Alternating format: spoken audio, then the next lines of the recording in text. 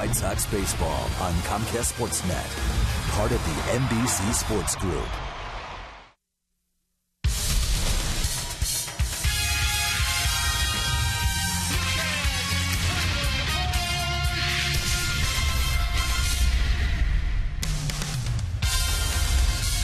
We are coming to you from the city beautiful Chicago, Illinois, where tonight Comcast Sportsnet presents White Sox baseball. It's Paul Konerko, A.J. Pierzynski, Jake Peavy, and the Sox as they get set to butt heads with Nick Markakis, Adam Jones, and the Baltimore Orioles. Hi, everybody, and welcome. I'm Ken Harrelson. He's Steve Stone as we get set to bring you Game 3 of this four-game set. In the first two, the Orioles have won. They won the opener 10-4. They hit 4 home runs in that ball game. They won last night 3-2. They hit 2 home runs in that ball game. So the Orioles come in with 20 home runs, only one behind Major League leader Texas Rangers. And tonight, trying to silence those big bats with Jake Peavy. Jake Peavy's been absolutely brilliant in 2 starts so far. So he's 1-0, throwing very well at this point, getting everything over the plate and going deep into the game, and that's all you can ask. He's been probably our hottest pitcher. So hopefully tonight he can put to rest a pretty good offense on his Oriole team, because they've started off offensively, one of the better teams in the league. Tommy Hunter goes to the mound for the Baltimore Orioles, and he came over from the Texas Rangers. A couple of years ago, he was 13-4. He came over with Chris Davis. Pretty good trade for Baltimore. So this is a team that's playing good baseball. They're in first place. We got to cool them off tonight. All right, sit back, relax, and strap it down. White Sox baseball coming your way.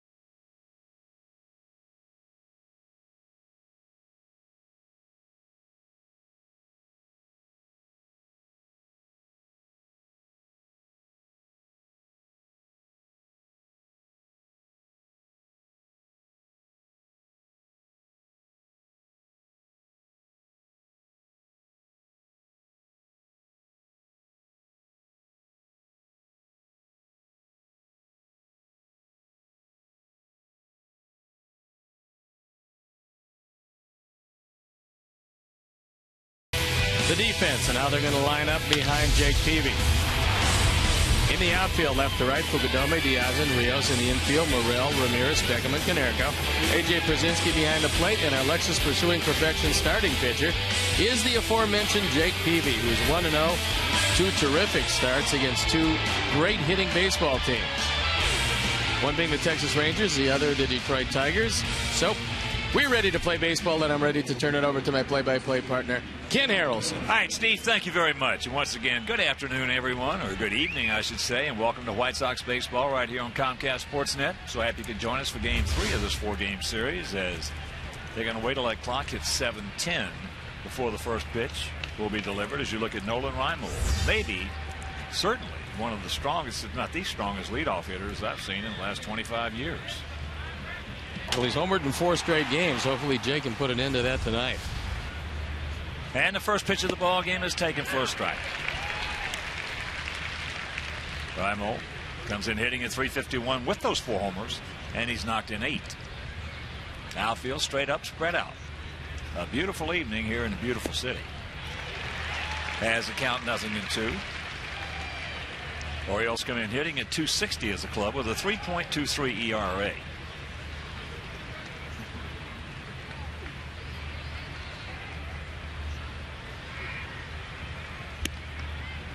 And that's high and wide.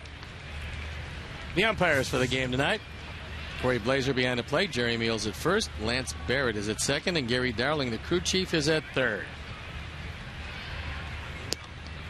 Lays off that one. So 2-2. Reimold 3 for 6 in this series with a couple of homers. And if Jake goes in, he wants to go way in. Out and around that slider. And that's a foul ball. Orioles come in at 7-4. And make no mistake about it, Arrieta, their ace, is a good one. We saw Chen last night, and he looked good. Not a hard-throwing left-hander, but he looked like he knew what he was doing. So Orioles, with this offense, especially when they get Brian Roberts back, they could be a surprise in that East. I'm not talking about as far as winning it, but being a spoiler and playing better than everybody expected. He gone.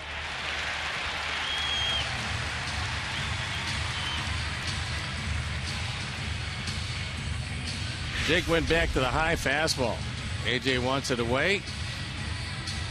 Jake got it over the plate, but it was up high enough where Reimold couldn't catch up with it. And welcome to Earth Week on Comcast Sportsnet. Green lives here. So here's J.J. Hardy. He homered in last night's game, his 3rd of the year. He has 3 homers and 3 RBIs. J.J. last year hit 30 home runs. And these guys, I'm sure, hooked up against one another, as Jake was with San Diego, and Hardy came up with the Brewers. And J.J.'s faced Jake 11 times and has 1 hit. Not all that much success. 1 for 11's not all that bad. When he faced Jake, he had a harder slider. Well, as Gordon puts out of the fence, you're standing off. Yeah, from Jake's side, it's actually pretty good.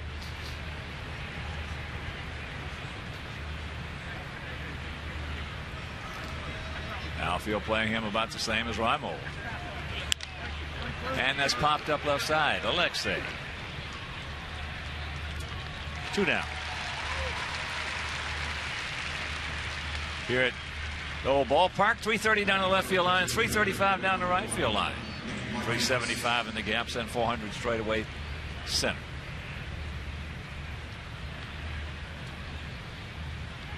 Last 2 nights have been very chilly here at the ballpark. Tonight it is absolutely nice. So here's Markakis. Takes the strike. Nick off to a slow start for him at 190. A couple of homers. He's driven in 5. Last year had some injuries that kept his numbers down to 284, 15 homers, and 73 knocked in. This guy is a good player. A real good player. One of their 2 Gold Glove winners to this point, the bat has been lagging way behind. And that's into right center field. Should be a can of corn. Diaz is there. It is. And a 1-2-3 inning for the Jake Meister after a half inning of play. It's Orioles nothing and the good guys coming to bat.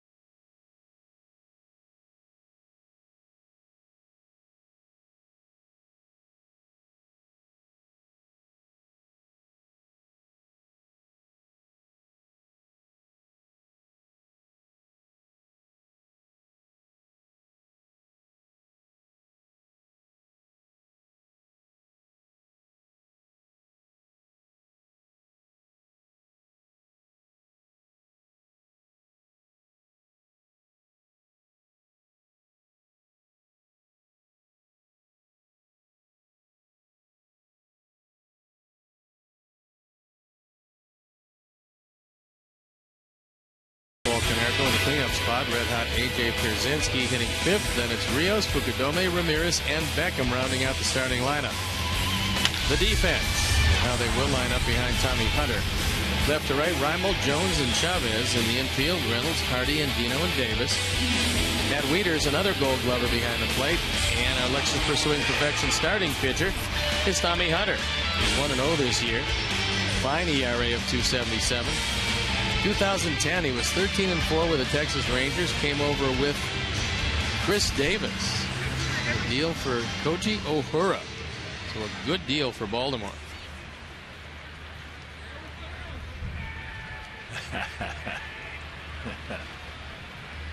Always bring your glove to the ballpark, guys. Before we show you our picks to take you at home, select yours. First pitch, fastball strike to Alejandro. Hitting at 231, a couple of homers. He's driven in 5. And they have changed the system around a little bit in official scoring in Major League Baseball. Alejandro had a triple taken away from him. That triple against the Tigers. A few days later, actually. Yeah, I think they have up to 5 days to make a ruling on it. And, of course, that's never been done before. I like it because the scoring has got to have some changes in it. And hopefully down the road they'll come up with that team error concept. The ball, goes up in the infield and everybody Alphonse Gaston's it. Yeah, I like the team error concept because there are some times where it shouldn't be charged against anybody, namely the pitcher, and it is. And that rule also has been changed, as that is hit foul and going out of play. Usually, almost 100% of the time when the ball is hit back off the glove of a pitcher, it was ruled a base hit if the guy reached first safely. That is no longer the case. It now is in the judgment of the official scorer if that ball should have been played. That being the case, it can be ruled an error, which is another good thing for the pitchers. As Diaz is gone, 1 out.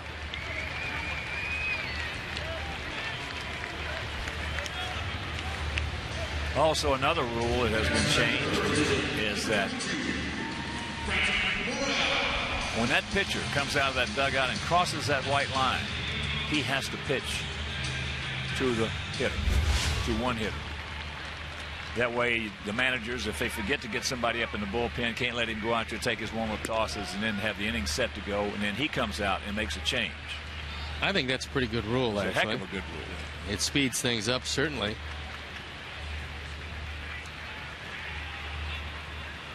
Brent takes a strike, and that evens the count at 1.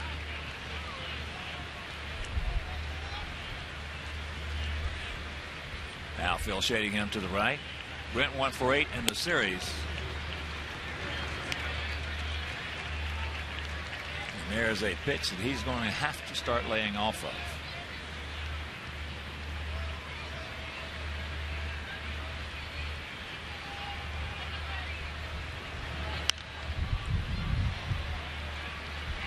Here's our Home Depot doing more on defense. This came from last night's game.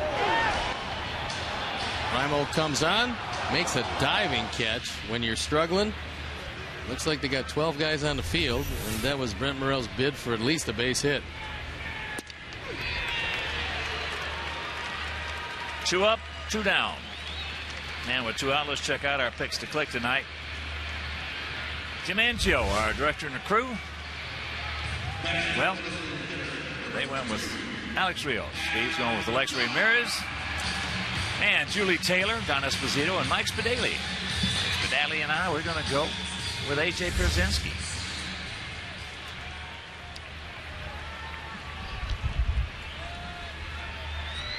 So here's Adam. Curveball strike. We have never seen Tommy Hunter, since he's been in the Baltimore uniform, anything but good against us. He has not had a bad outing. No, and when he was in a Texas uniform, he was the same guy. I'm really shocked. I mean, I know Uhura's a decent enough pitcher, but you get Davis and Hunter, a guy that was 13-4 in 2010, in that deal. What's a lot to give up for a relief pitcher?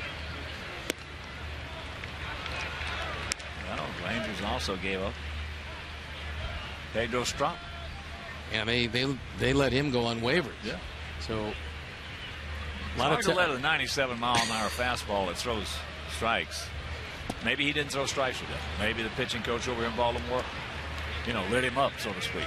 Could possibly be. Whatever the case, Buck Showalter knew him, and figured it was certainly worth a waiver claim.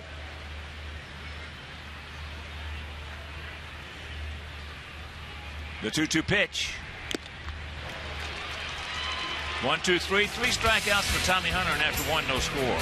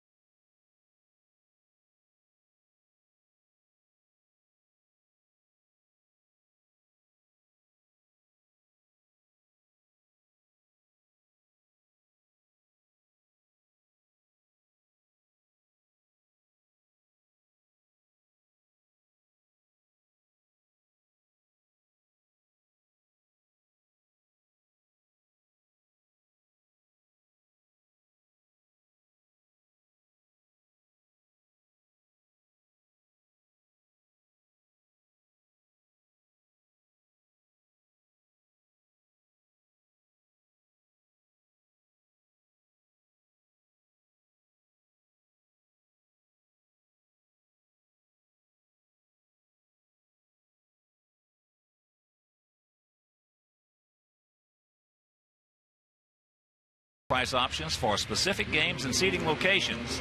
The best tickets and the best locations directly from the White Sox. That's the primary source.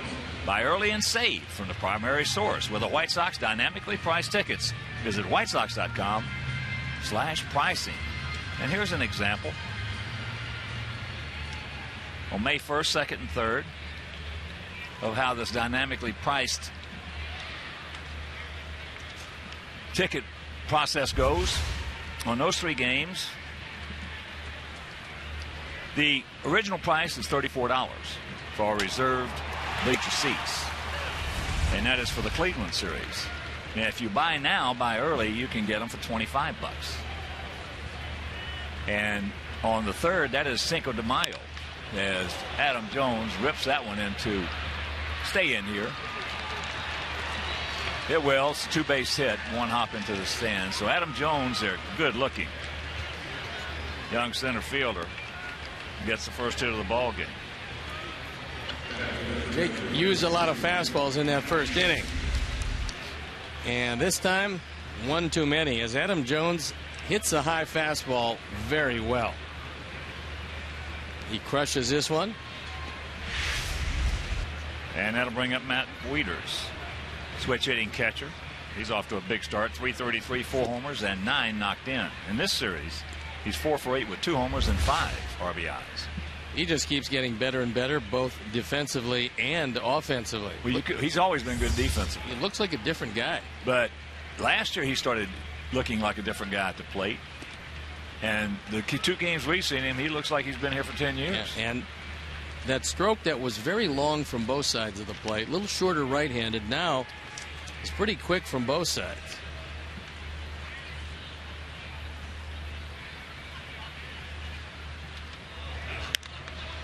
Good pitch, popped him up, back, stay in here.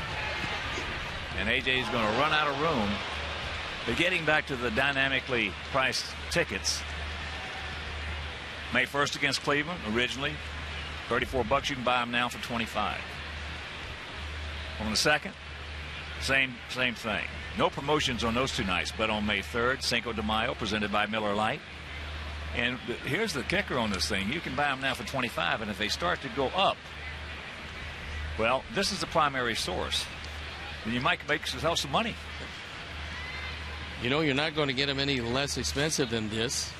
And if you get them early for any game this year, you can get the best seats available at the least expensive prices, especially if you look out into the future, pick out some games you like with some teams that you might like to see.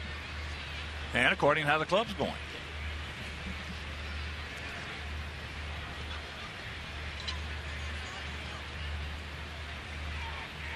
Jones at second. And the 2-2. It's full. The whole at bat, Jake has stayed away from Wieters. And that's the battle. Because Wieters is trying to pull the ball. And Jake is trying to stay away from it. This one well off the plate. He gone. 1 out, a big out. Strikeout number 2 as Wieters fails to get the job done.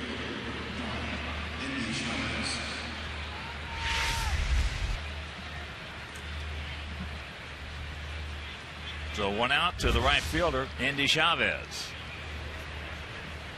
Chavez has faced Jake 9 times and has 3 hits. He's 1 for 15 on the season.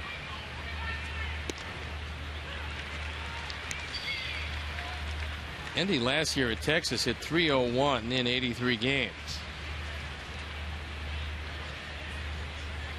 Doesn't strike out very much. And hits the ball all over. Not with that kind of swing, he doesn't. No, he didn't have that kind of swing last year when he got red hot with Texas there for a while. Normally, he's got a decent swing, but Jake tied him up inside.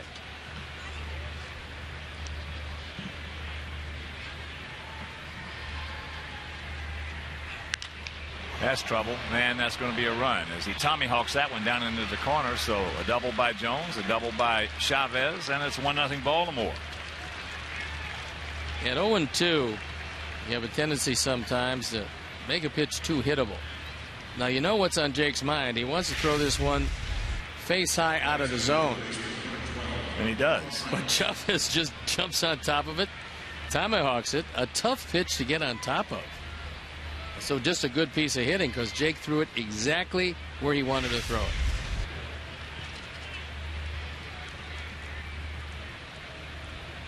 Here's Mark Reynolds. Mark, 2 for 8 in the series. Takes a breaking ball strike.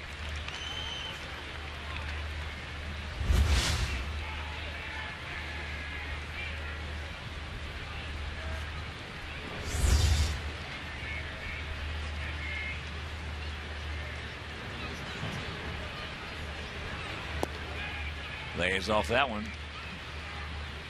Reynolds, big power. Big power. Hit 37 homers last year. Only hit 221. He's going to strike out a couple hundred times. So he is definitely a free swinger.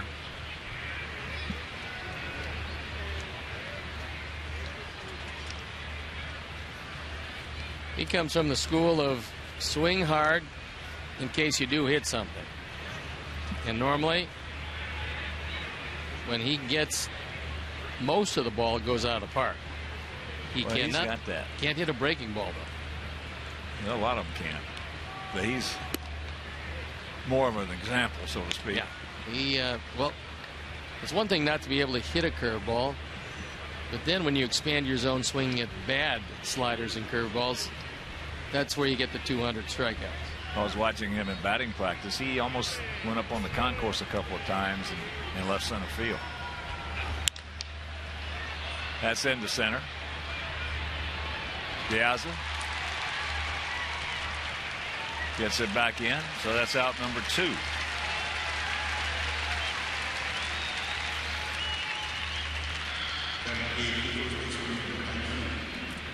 Well, if you're Jake, you've got a choice now because you've got first base open.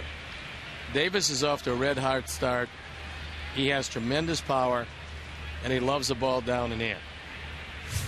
He's hit the ball all over in this series, and you've got Indino, who's also a pretty good hitter, but won't do the same damage to you that Davis can. He's in the on-deck circuit.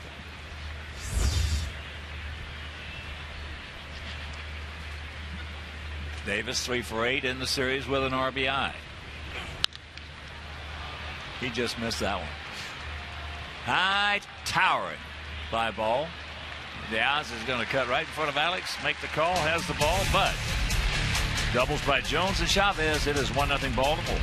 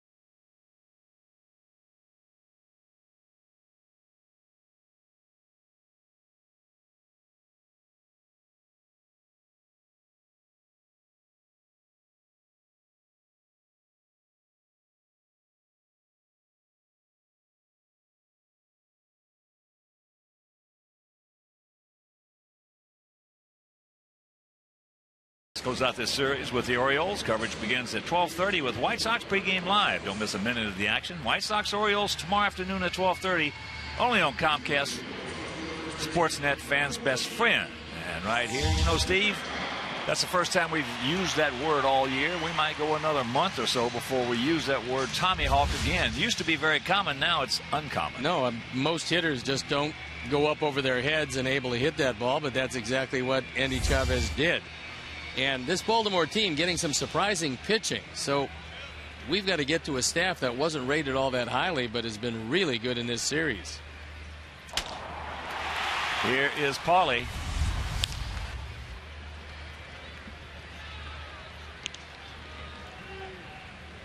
No, it was nothing. Nothing. Guys, in fact, one of the members of our White Sox family, the Moose Meister, Moose Gowan, the Tommy Hawk with the best of them. And big power to right center field. And there's a base hit. So Paulie, who had his 10-game hitting streak, snapped. That's counting the last game he played in last season. He had hit in the previous 9. He starts us off. Hunter threw that fastball. Had the whole plate. Thigh high, middle in. And I don't care how hard you throw it in that spot, you're not going to get it by Paul Konerko very often. Yeah, but all Sox fans who know Moose was one of the best at that. In fact, he played with some guys that could do it. Yogi Berra could Tommy Hawk the devil out of it.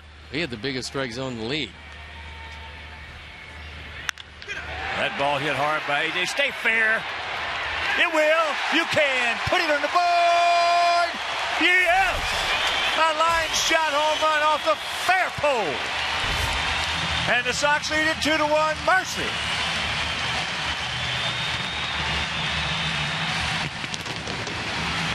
Fourth home run, RBIs 12 and 13. And I'm not sure over the course of his career how many hot streaks he's had like this. But he's swinging the bat as well as you can possibly swing it. Ford home run replay. Again, Hunter gets this ball up. It's right down the middle. And fortunately, this ball hugged the line long enough to hit the pole and go out. Well, we talked about it in spring training. He's swinging the bat as well as he ever has mechanically. And he's keeping the bat in front of it. That's the thing. When he lets that bat get behind him, that means he's had a big swing. He's short and quick right now. Rios up the middle into center field for a base hit.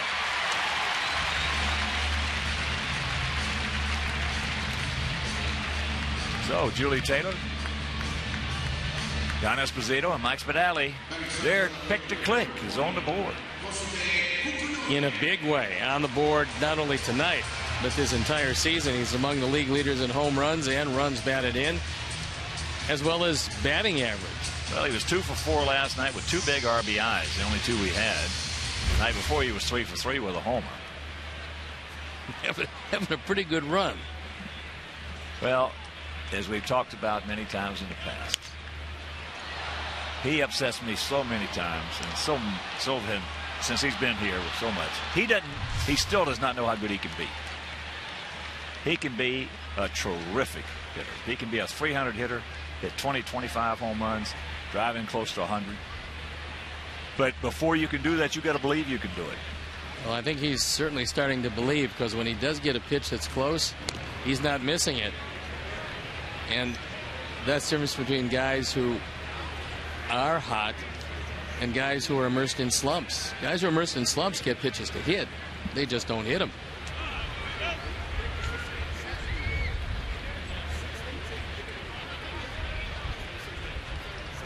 There he goes. Wears with the good throw.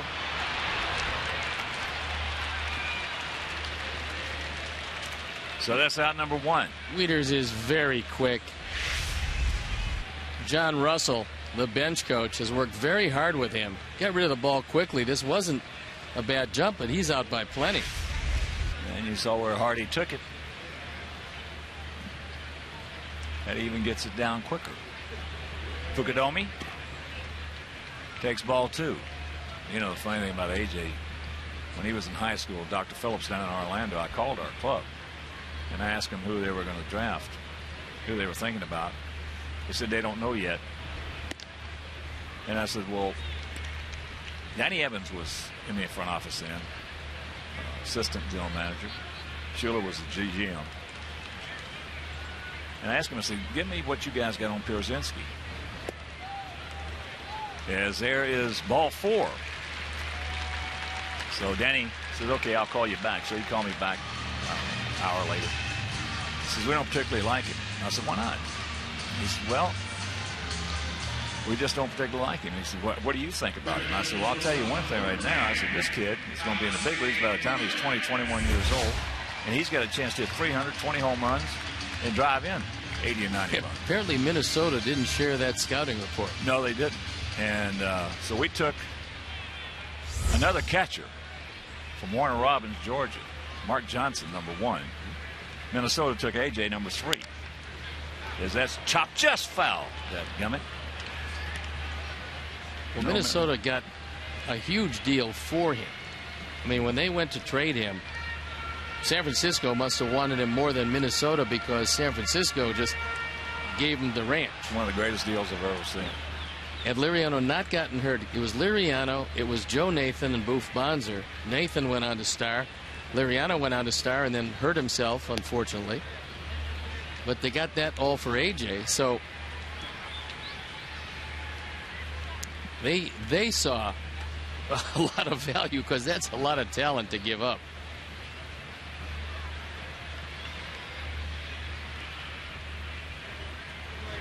And there's a base hit. Fukudomi will make a big turn and pull it up, get back into second. So Alexei now 3 for 8 in the series.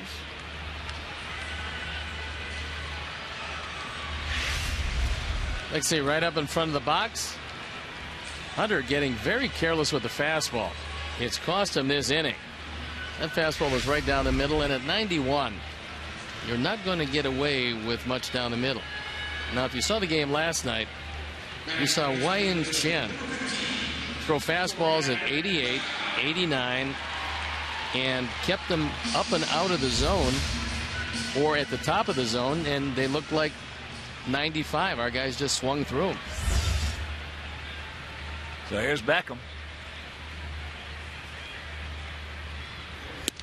Breaking ball strike. Well, that one year he was with San Francisco, AJ hit 272, 11 homers, 28 doubles, 2 triples, and drove in 77.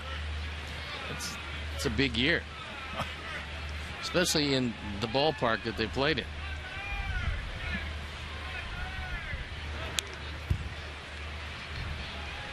Oh, and 2 the count.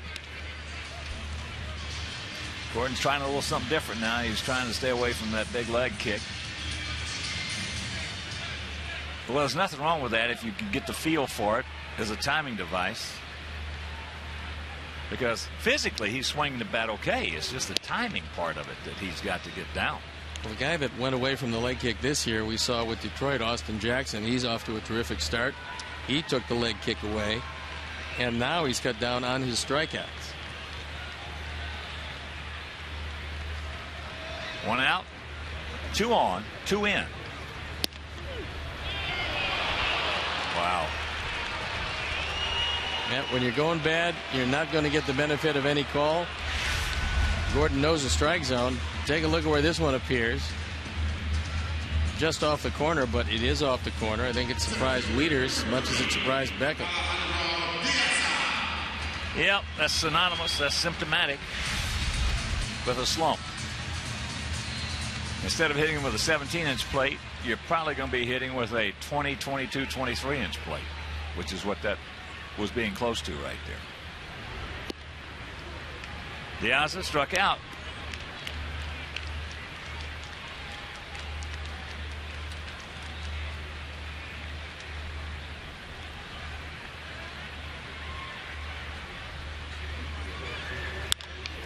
There's a chopper, snap, and a good play by Chris Davis.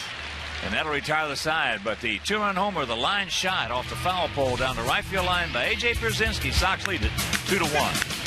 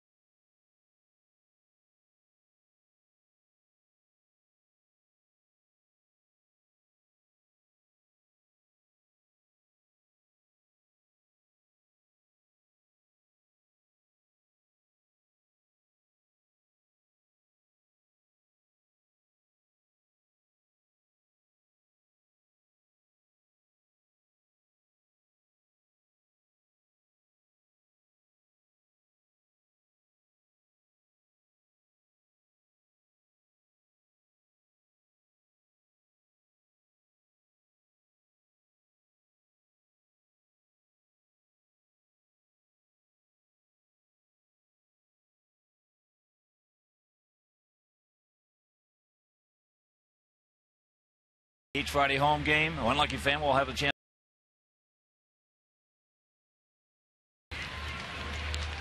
to anywhere in the continental United States. United Airlines flies. United proud to fly the White Sox, and we will see them tomorrow after the ball game. It's on to Seattle.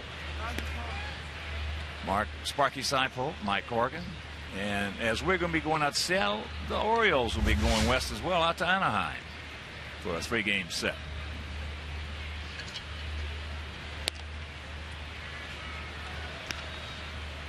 And Dino with a 2-1 count. One good thing about the trip is we will not be seeing King Felix.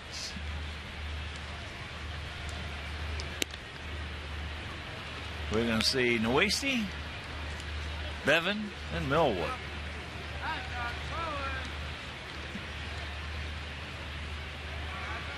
Seattle's 6-6 heading into action tonight.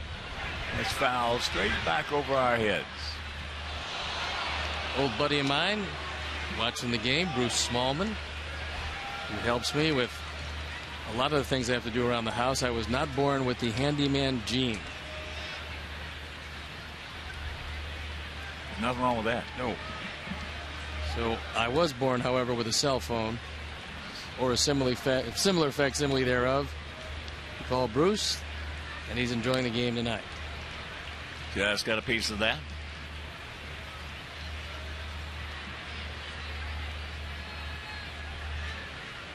And this is an honor. We'd like to extend a big-time congratulations to our boss, Comcast Sportsnet Chicago President Jim Cornell, on being named the 2012 Sportsman of the Year by the National Italian American Sports Hall of Fame. And Jim will be honored at the Hall's annual awards gala on Saturday night. Congratulations, big guy. It is certainly well-deserved, as he has been a fixture here in Chicago for a long time, and he's one of those guys. He gives you the impression he's working for you. You're not working for him. I was going to say, he makes our job a whole lot easier. As does Junior. Yes, sir.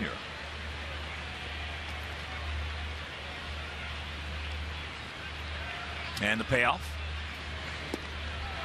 He gone. Third strikeout for Jake. Good slider on 3-2. Had Andino well out in front of it. This sharp, quick, and late. Good combination for a slider.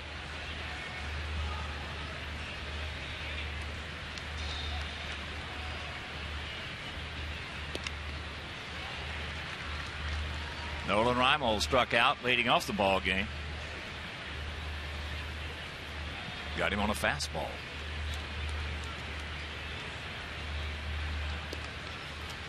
And there's another strike. Very quickly, 0-2.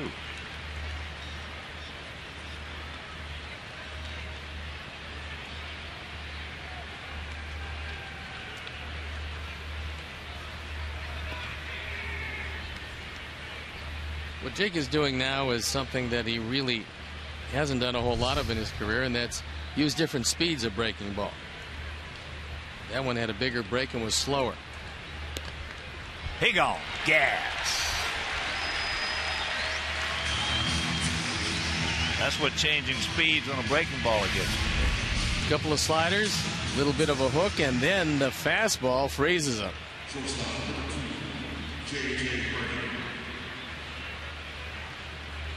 Here's Hardy. He popped up to his counterpart, Alexei.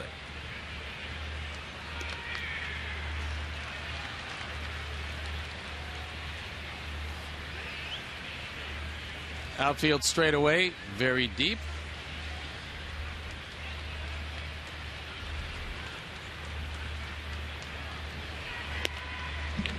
Pretty good pitch, didn't get it.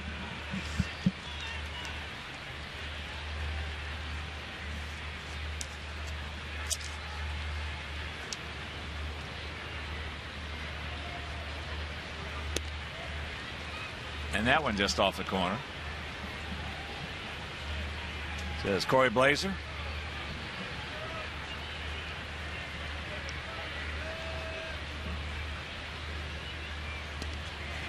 Good breaking ball.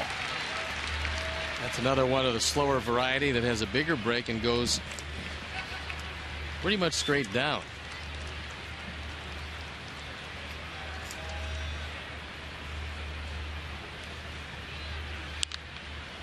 Another breaking ball. Had him out front. And that's a nice 1-2-3 inning with a couple of strikeouts. And after 2.5, it's 2-1 White Sox.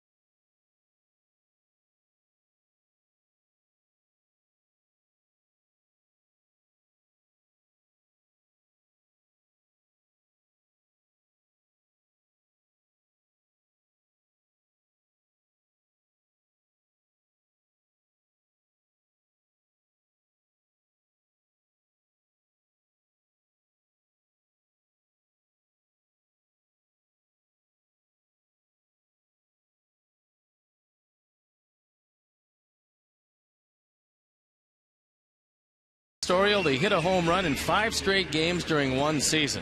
You ponder that for a bit. We'll get back to you a little later in the game with the answer.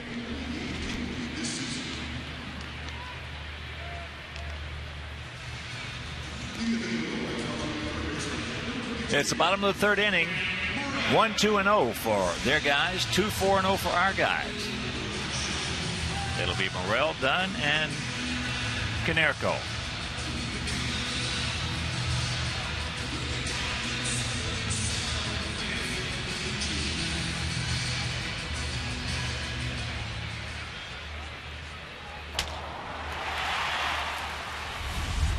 And a strikeout victim. Breaking ball out and around it. Barehanded by Reynolds. And makes a good throw, a good play. 1 pitch, 1 out. Reynolds charges ball very well, and he's not known for his glove work at 3rd. But good anticipation. He's got a strong arm. Never been anything wrong with that.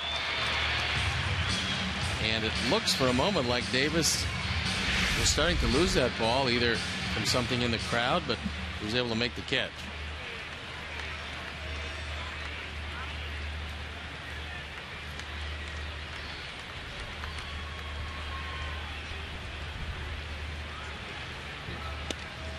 Adam struck out his first trip in the 1st inning. That was when Tommy Hunter struck out the side. Hardy is playing right up the middle. Although he is on the 3rd base side of 2nd, which is unusual in the Dunn shift. There was a change-up. He got over for a strike. That's Andino well back there. 2-1. Talked to Buck Showalter about Brian Roberts. He said he is still concussed. And just traveling with the team is a big step for him, so he is with them. No timetable yet for his return.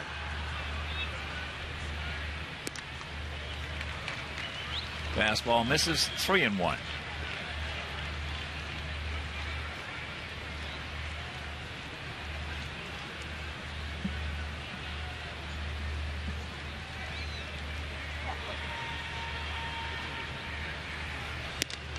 And there's ball 4.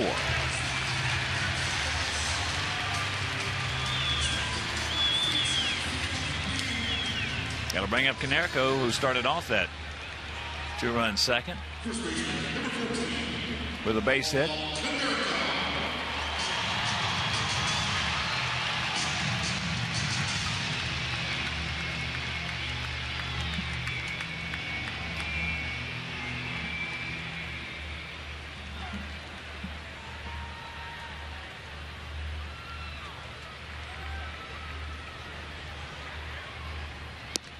Checks it up and takes ball one.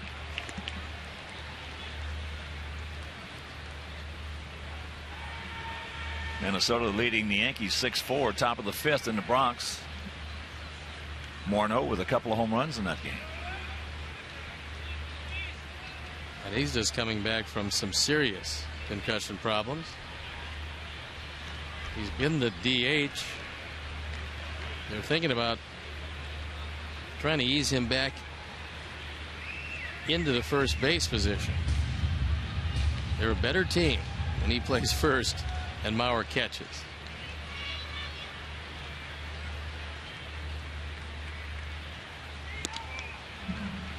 Curveball, and the count 1-1. Well, the word concussion, it's always been around, but not too much in baseball up until the last 15 years or so. No, well, now they're paying attention to it. Yeah. That must have been my problem. I must have played concussed for about 9 years. That's into right field. Chavez can't get there. So you'll get it back in. Paulie 2 for 2.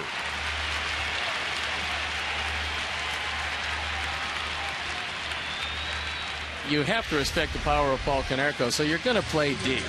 This is another fastball that has the whole plate. You just can't make a living against Paulie if you throw fastballs in the zone, up or down. No, when we played, if you got hit in the head or something like that, you just got your belt wrong. Did you ever get hit in the head with a fastball? Twice. Never hurt. What does that tell you? I got hit once. Sonny Seba hit me with a. Well, actually, he didn't hit me. I hit myself. I stuck my head into a curveball. Was that before the flap? The fastballs were before the flap. Flap. The curveball was when the flap was there. Yes, here's AJ, that 2-run homer.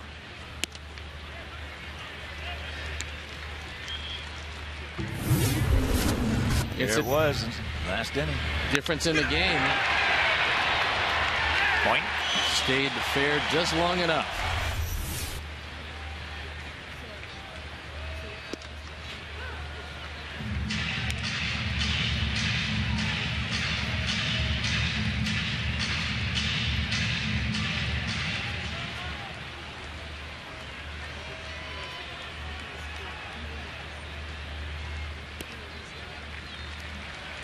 Yeah, I get hit in the head twice with a fastball. As I said, it never hurt. Just went to first base. Luzinski, Greg Luzinski, when he played with us, we were in Toronto. He got drilled with, a good fastball, and the guy was throwing at it too. As that's looped out into left field, that's going to fall for a base hit. So that'll load him up with one out.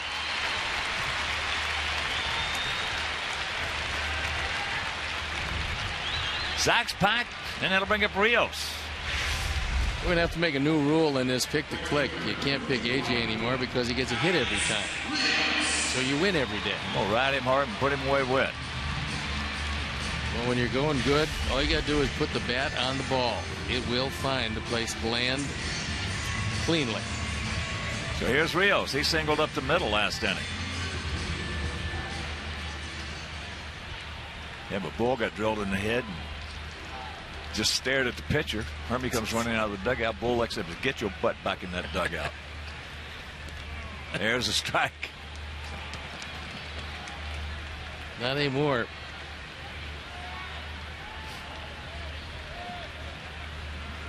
Mark Burley just drove in a run.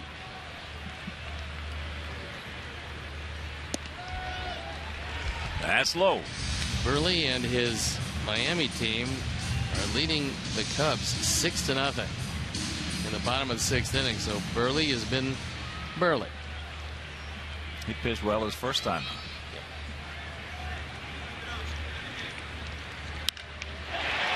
That's deep. Get over his head. So Adam will tag. He will score. And it's a 3-1 Sox lead on the sacrifice fly by Rios.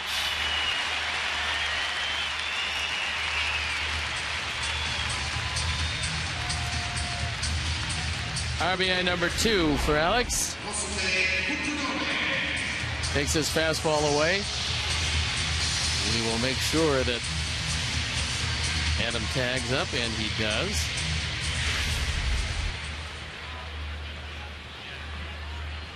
And boy, Alex, don't stop now, boys. Come on, Kosuke. Takes a curveball strike. He walked last inning.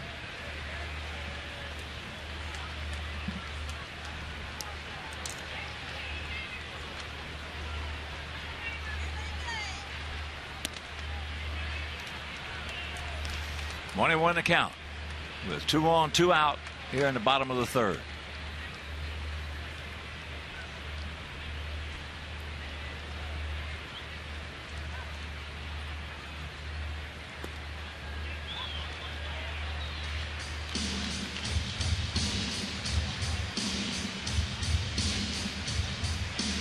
So Oriole outfield, I should say, moves around quite a bit. They position themselves well. Adam Jones will play short and center.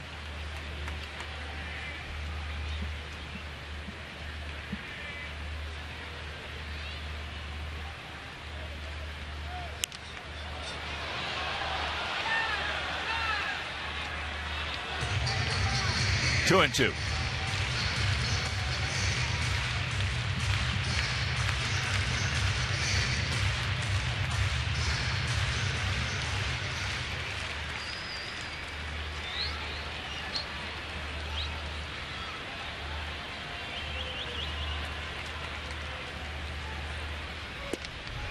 Got him. That's a sacrifice fly. Alex Rios knocks in Adam Dunn, who had walked, and it is 3-1 Sox.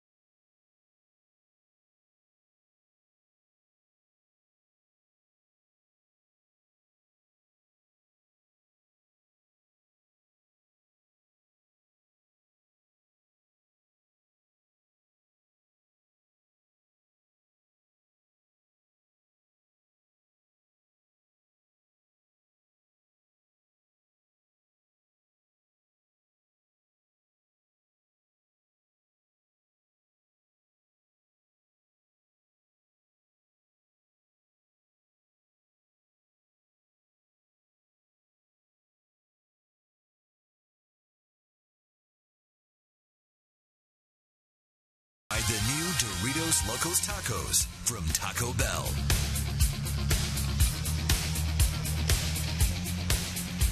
Nick Markakis will lead it off for the Orioles here in their top half of the fourth inning. Takes strike one, back door.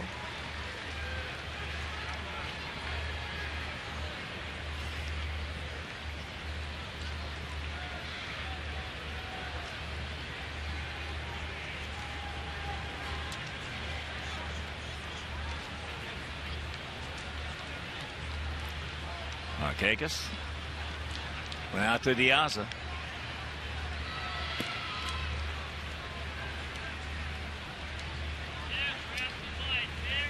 Jake's in a pretty good rhythm right now, and he wants to stay in that rhythm, but Markakis is trying to slow him down the way he can to break that rhythm.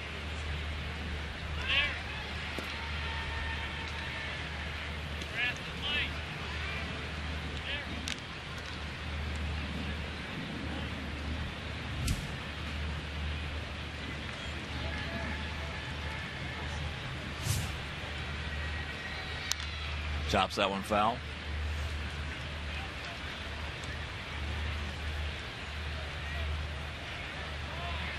That at one time was the concept. do anything he could to upset the pitcher. Step out, step out. Especially with a guy throwing well. And you would have sometimes some managers would be yelling from the dugout, back out, step out. Of course, if you did that a lot, there were some pitchers that would have a tendency to tell you that they didn't appreciate you stepping out that much. Well, again, that was the concept. As a full count, you wanted to upset them. And sure, they were going to throw at you. In some cases, with guys like Drysdale, they would bury you. Yeah, as I say, he didn't mind it. Payoff. And that's going to be a souvenir. Jake has a continuing conversation on the mound. It's usually with himself. Most animated, maybe, since Mark Fidrich. Yeah. Very animated. But it's whatever works for you. And for Jake, who has a Cy Young Award back in 2007, won over 100 games, well over 500 for his career. It obviously works for him. 29 over.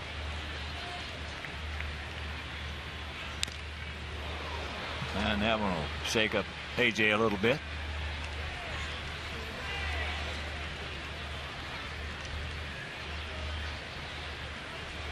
They do go in cycles. AJ has not been hit a whole lot. That one will get your attention. Just over the head of Beckham. So the leadoff single. Gordon might be hurt a little bit. Looks like he might have turned his ankle on the play.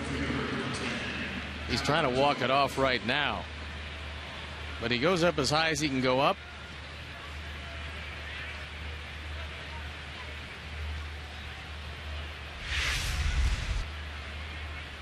And he came limping back to his position. They have fallen on that cup. That could very well be. That'll get you limping.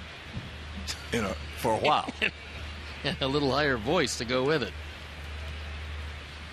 So here's Jones. He doubled and scored in the second inning.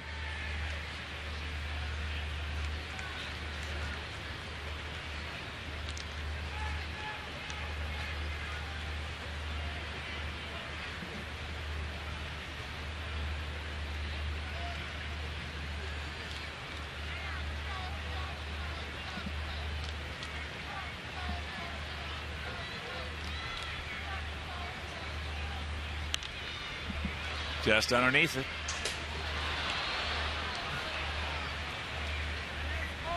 Jake got away with a high fastball. Something that, to this point in the season, not a whole lot of people have done against Adam Jones. He was probably, remember, the best trade that Andy MacPhail made in his tenure with the Orioles. Getting him in the Eric Bedard deal with Seattle Mariners. Could be. Jones can run.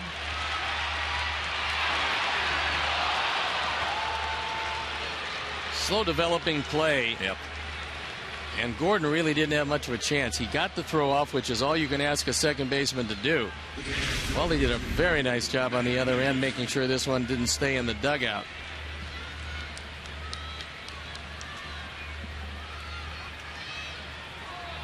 And he beats it by a full step.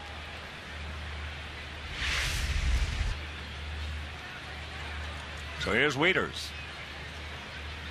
Called out on a backdoor slider. Jones is 3 for 3 in stolen bases.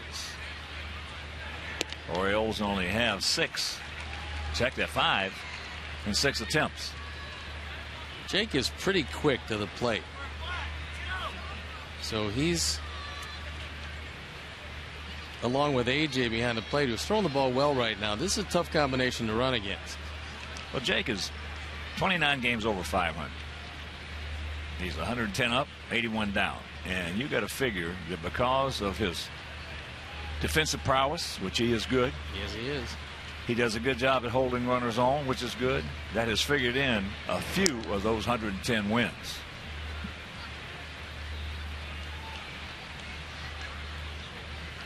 Well, it helps because normally if you're not playing up the middle and Ramirez happens to be with Wieters up, biggest hole in the infield is back up the middle. You're the fifth infielder when you let the ball go. If you can cover that hole, get yourself a lot of outs. That's fouled away. And a graphic example of that was Mark Burley. Well, he was special. I mean, he was something special. He was just about as good as he got. Saved himself a lot of ball games because he was a terrific fielder.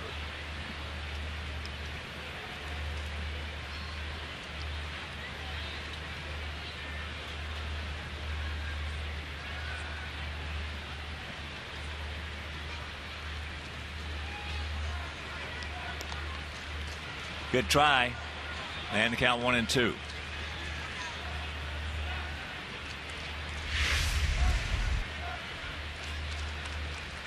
Trying to ace him with a fastball. That's exactly where he got him last time, only a little bit closer to the plate.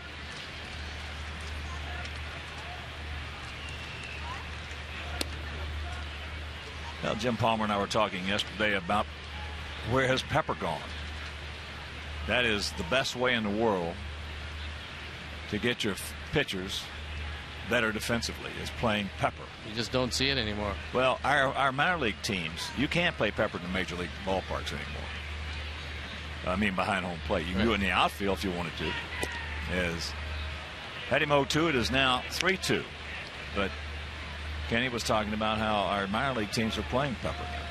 I think it's a great idea because it helps your hands. And in fact, Buck Showalter suggested it to Mark Reynolds at third base, who was having some problems with his hands. So Mark Reynolds grabbed a bat. He said, no, I think you got this wrong. I have the bat. You're supposed to be fielding the ball. They'll strike him out and throw him out. Attaboy, AJ. And Jake gave him some help. That'll retire the side. We'll go to the bottom of the fourth.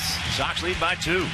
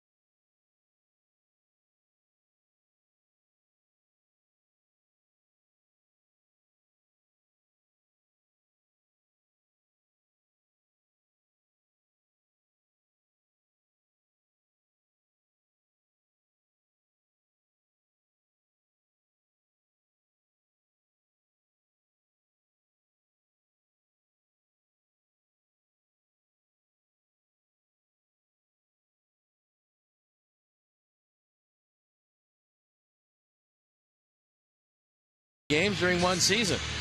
And the answer, Reggie Jackson homered in 6 straight games, July 18th through the 23rd, 1976. A lot of people forget that Reggie did play with these Orioles.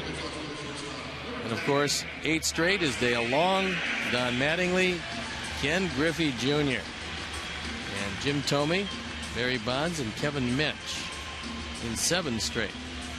After that 76 year, Reggie lost the Oriole and went to the Yankees. That'll bring up Alexei to lead it off for us. He is 1 for 1. Alrighty. 1 pitch, 1 out here in the bottom of the 4th inning. And green is universal. Comcast Sportsnet celebrates Earth Week. You doing anything special? Parties or anything for Earth Week? I got to think about that for a while. How about flying to Seattle? Don't get into politics. No. I'm just saying, fly to Seattle. It's very green. That is one of my all-time favorite spots to fly into. Boy, Seattle? you fly, you can go into Puget Sound. You can see it out there. It's so verdant. It's beautiful. It is beautiful. It's only a little closer. Maybe they can work on that. Well, that's toughest travel in professional sports.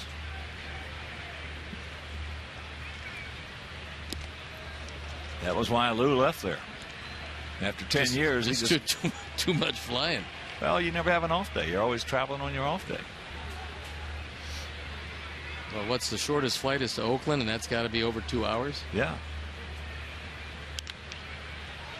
Pops that one up in the right field. Chavez. So Gordon.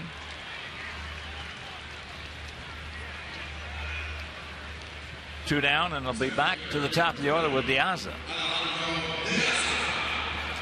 Kansas City leading the Tigers 2-1. That game in the top of the 4th inning. Jonathan Sanchez on the bump for the Royals. Scherzer for Detroit. He's a good one. Sanchez has a great stuff, but control sometimes is a mystery for him. Right now, he's got to pitch out of a bases-loaded jam. Good bunt situation for Diaz right here if he wants to drag it with him.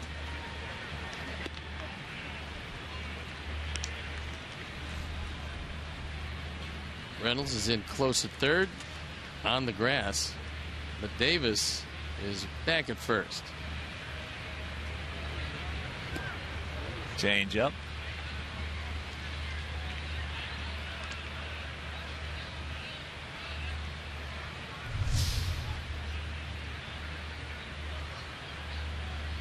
About ready to deliver pitch number 61 with 2 outs here in the 4th inning. Fastball, no. Tommy Hunter, 26 years old, 6'3", 260 pounds, out of Arlington, Texas. He was a high draft pick. Supplemental pick, the sandwich pick between the 1st and 2nd round for the Texas Rangers. Count evens at 2. There's our 4th and 5th hitter.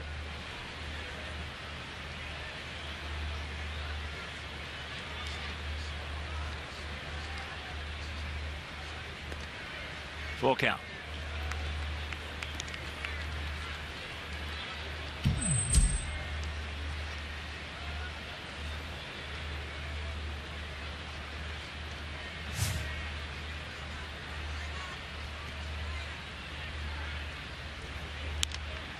Slashes that one foul. Mark Burley has gone 7 innings, giving up 5 hits, 1 run. No walks, 5 strikeouts.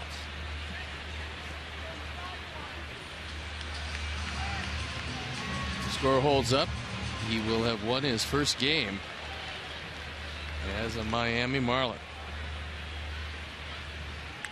That ball hit hard. Stretch. Stretch. Get up. They look up. You can put it on the ball. Yes. I love to see those get me over breaking balls on 3-2. That's what he did. It was a roller. And he rolled it on out of the ballpark. The 3rd of the year. RBI number 6. Alejandro Diaz has stretched the lead. Home run replay. That rolling curveball goes a long way. It's a 4-1 game.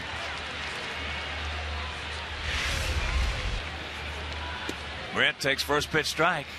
Now that same pitch on the first pitch is not bad. But you take it. Most hitters take it. But on 3-2, get me over breaking balls go a long way.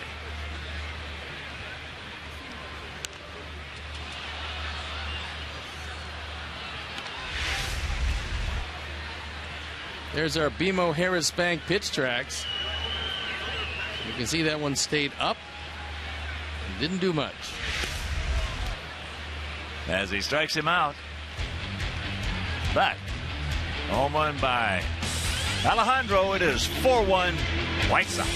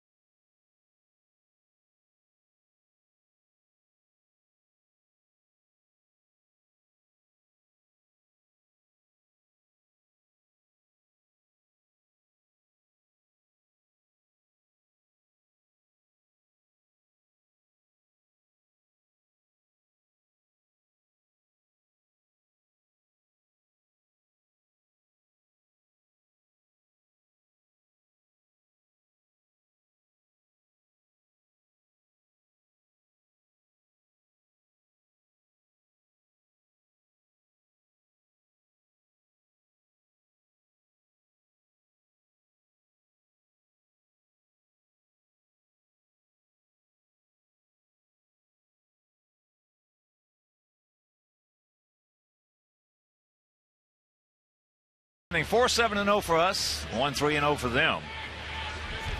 Andy Chavez will lead it off. Chavez doubled in. Adam Jones back in the second inning.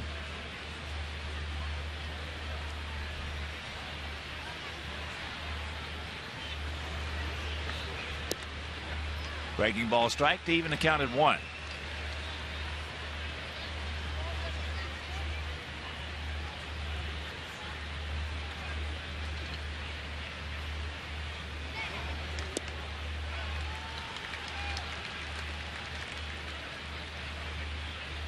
Jake changing speeds exceptionally well. Giving up just 3 hits in 4 innings. 2-2. Kept the ball in the ballpark, which against this Oriole team is a pretty good trick because they've got some thunder in this lineup. And the 2-2. He gone. Change up.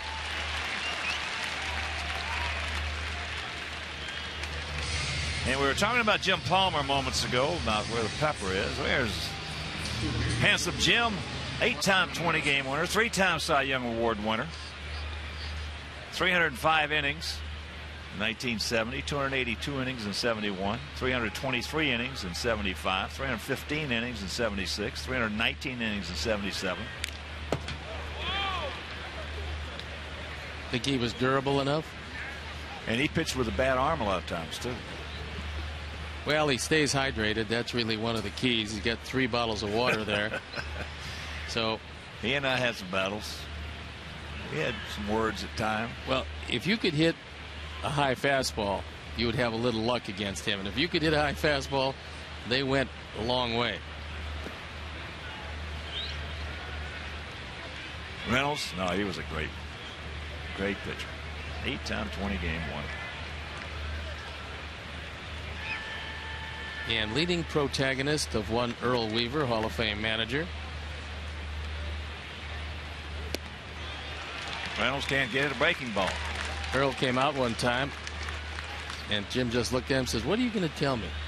You tell me something about pitching? The only thing you know is you couldn't hit it. So go back in the dugout."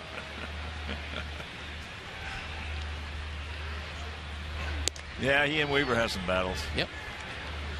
Jim was one of those guys. I'll tell you one thing about it, though. He was a traffic director. Oh, yeah. He would move the guys in the field, turn around, move them around.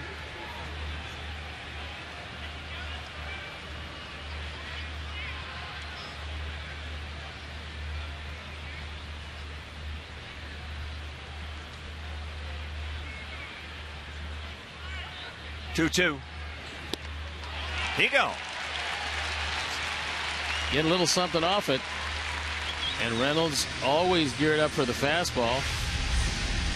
Can't adjust to the off-speed pitch. 6 strikeouts. Good movement by Jake. He drops the arm slot just a touch. That was about 6 miles an hour slower than his regular fastball. Jake's got terrific instincts out there. Well, he does know how to pitch. Because he can't pitch the way he used to with the injury he had. But he still, if he stays healthy, can pitch well enough to win a lot of games.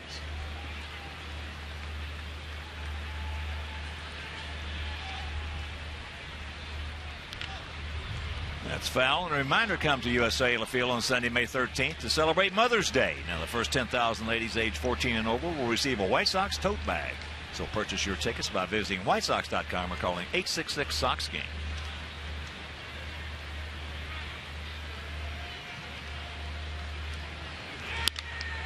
Ball hit hard. Nice play. Alexei from the knees.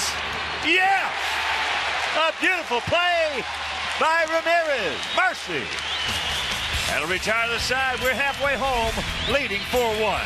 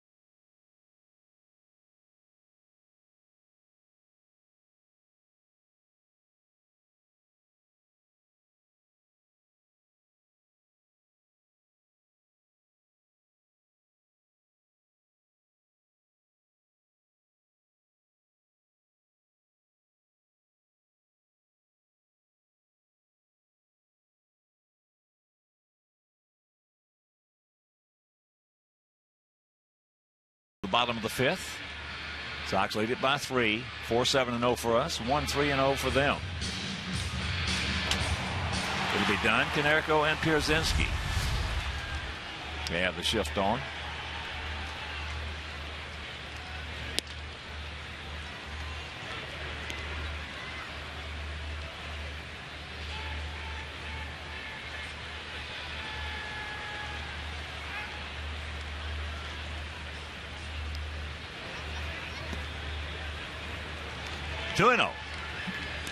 Adam 0 for 1 with a walk and a run scored. He started off that 3rd with a 1-out walk and came around to score on the sacrifice fly by Rios.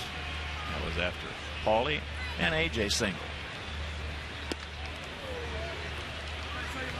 Says the bad pitch right there on 2-0.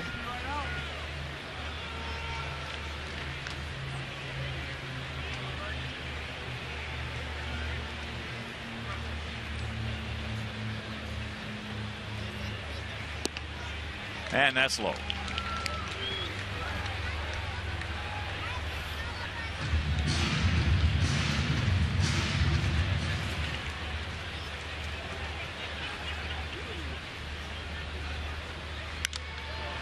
High and Souvenir left side, so a full count.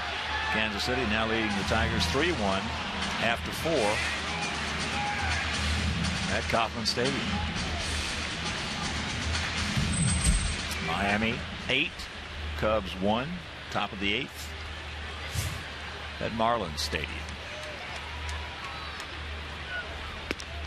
And that's ball 4. So the leadoff walk.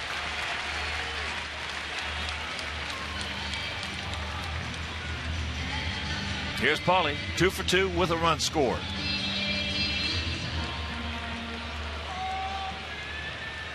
First baseman, number 14,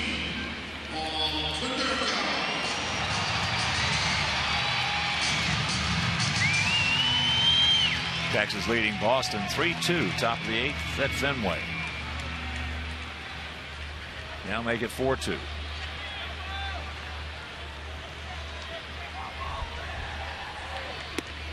First pitch strike to Konerko. Boston in danger of going 4-8 in their first 12 if they don't come back against a very tough Rangers bullpen.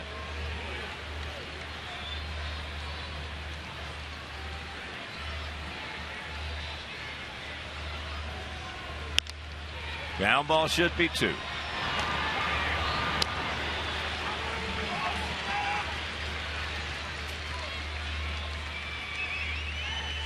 That's the 17th double play that Baltimore has turned. Andino turns it very quickly at second. He's a good little player. Yes, he is. He looked real good against us last year. Andino, 27 years old. So here's AJ. He's 2 for 2, a 2-run homer. And a little duck snort base hit into left. 424.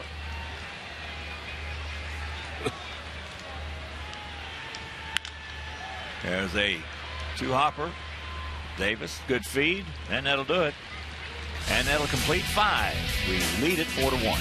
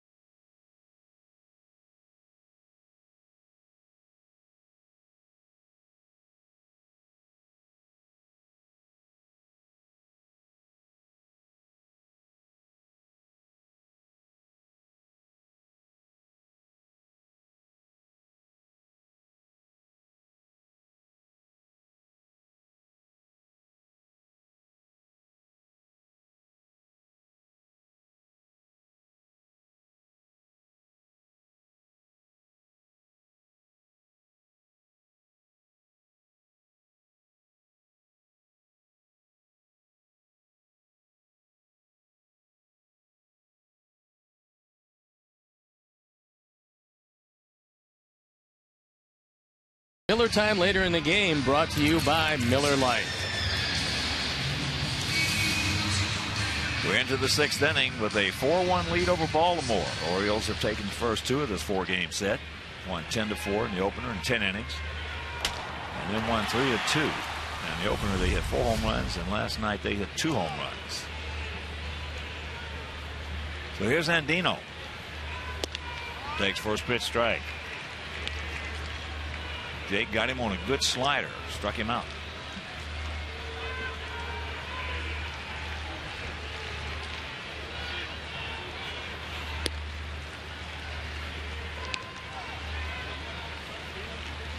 Seven strikeouts for Jake,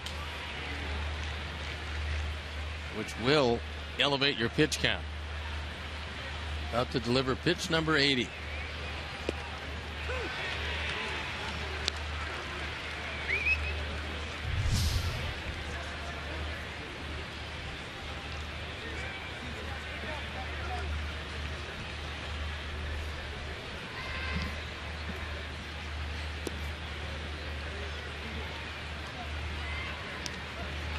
2-2.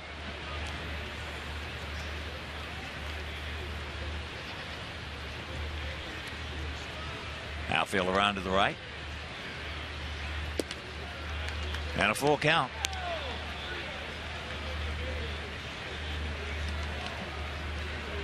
Don't want any leadoff walks because that man's got a lot of thunder in his bat, as does a good portion of this lineup. He gone. 8 punch outs.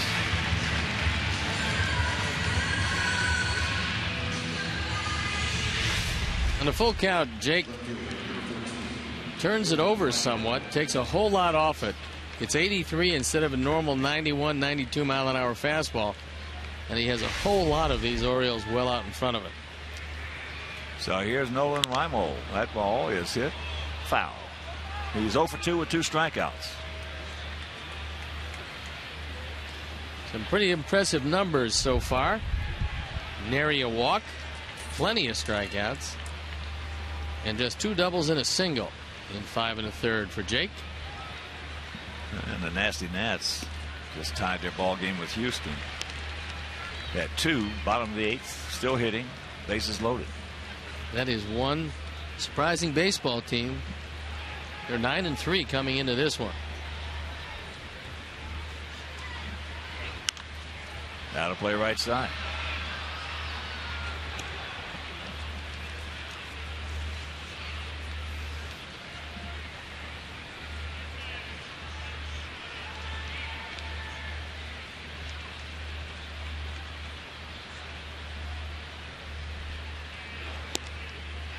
Would not bite.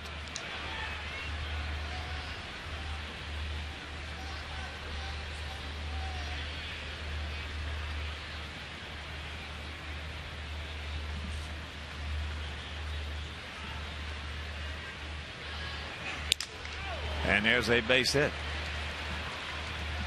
Pretty good pitch. He ran that ball in the hands of Reimold. Broke his bat.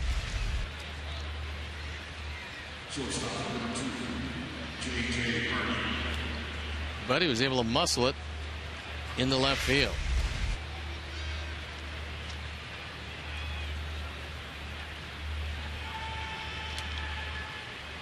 So here's Hardy. He has popped to short and he has popped to second.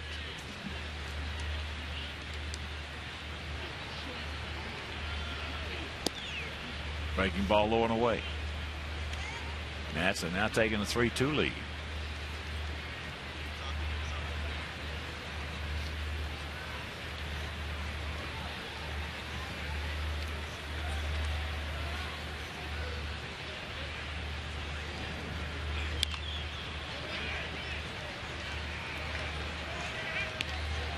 Count evens at 1 to the 29-year-old shortstop. I mentioned last year, 30 homers, 80 RBIs. Texas now leading Boston 6-2.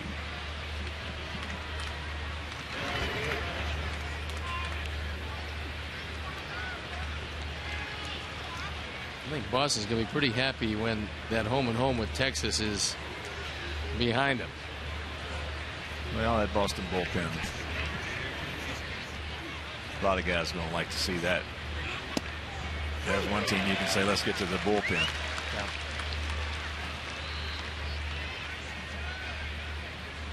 Well, they lost their closer. Bailey went down with a thumb injury. They decided to make Bard a starter, so took a whole lot out of the bullpen before it even started.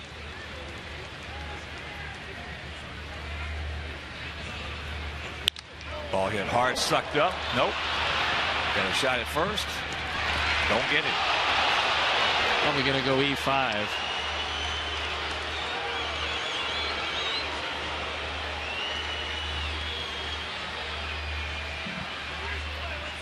It is indeed E5.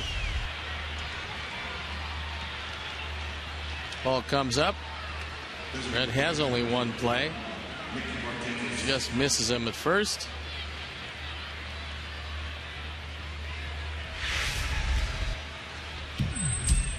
Brent picks up his second error. But more importantly, 2 men on now.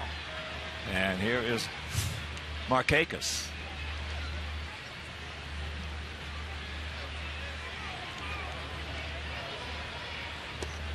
Takes ball 1.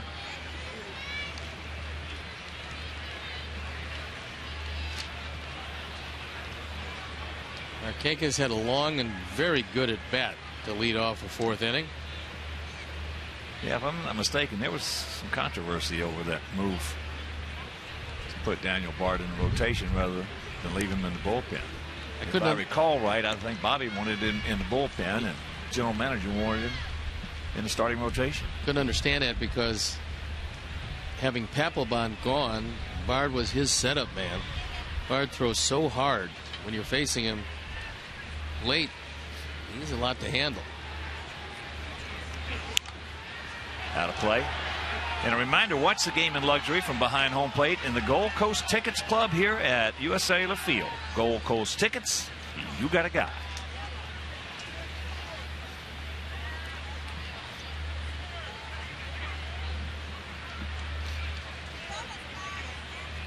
He's trying to turn one over here and get Markakis to roll over it right at Beckham.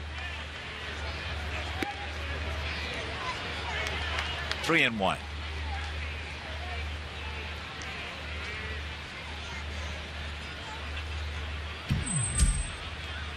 Adam Jones in the on deck circle.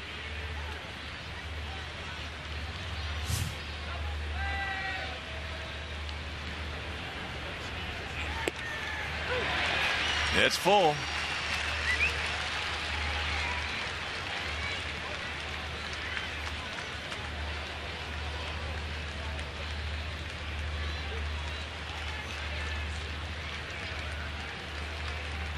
Big pitch right.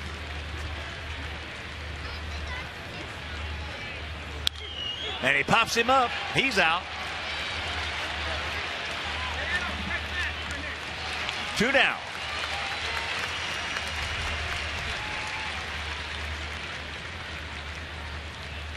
Jake's had a lot of full counts, and he's gotten out of them because he has yet to walk anybody.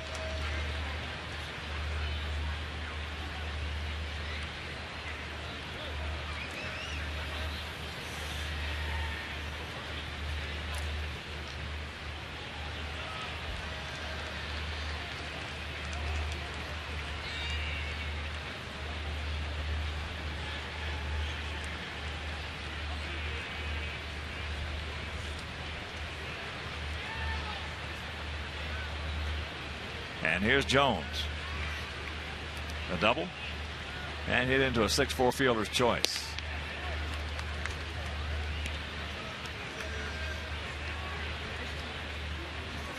Jake can get out of this one. It's hard to give this lineup 4 outs. That's also going to help to pick up Brent Morel at third. They can pitch over that air. Alexei, nice. Another nice play by Ramirez, and that'll retire the side. So indeed, Jake picks up Brent Morel, pitches out of it. We'll go to the bottom of the 6th, still leading 4-1.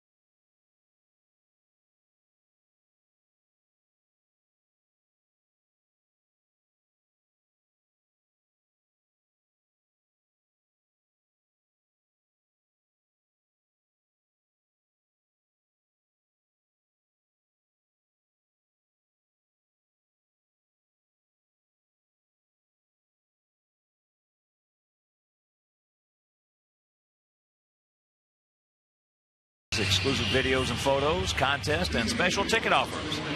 Like the official White Sox page on Facebook and follow us on Twitter via @WhiteSox or visit whitesox.com/connect.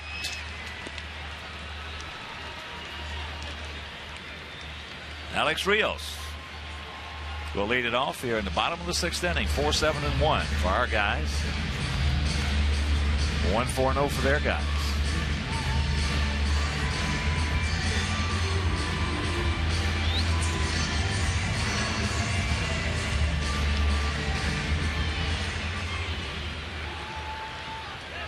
Crowd enjoying a good ball game to this point, but also just a beautiful night. Alex singles and has a sacrifice fly.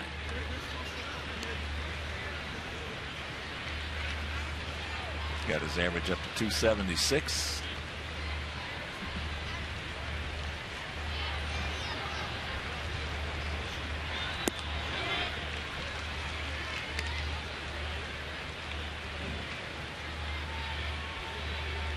Grew against these O's, and bear in mind, used to be in the same division, so he saw them a lot when he was a member of the Toronto Blue Jays. Some fairly strong numbers against him. Chops that one foul.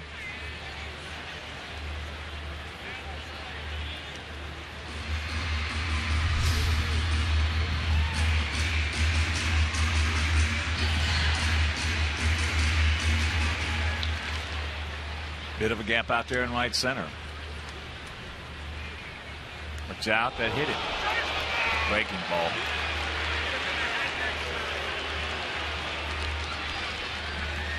More importantly, the leadoff man aboard.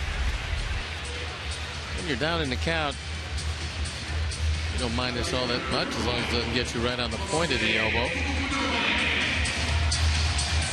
So it's easy for me to say he's the one getting hit.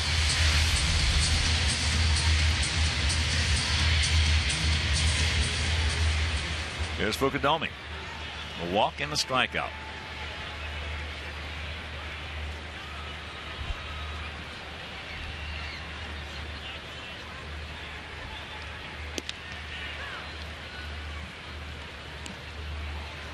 Take strike one.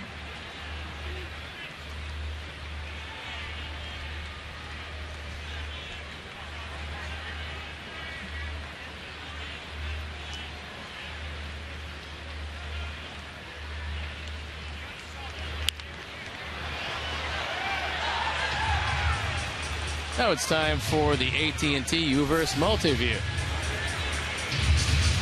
Get a look from the center field camera. Harold Baines, the first base coach. Right down the third base line. Fukudome, who likes to go that way, can slice it that way.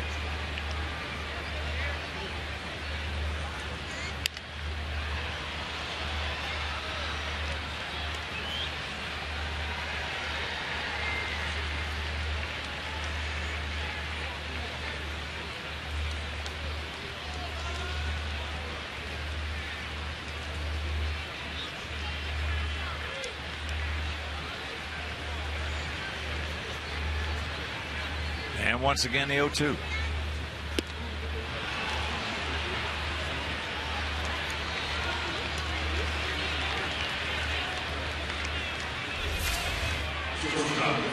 Seven strikeouts now for Hunt. And here's Alexei. He's 1 for 2. Come on, Alexei, first and 30.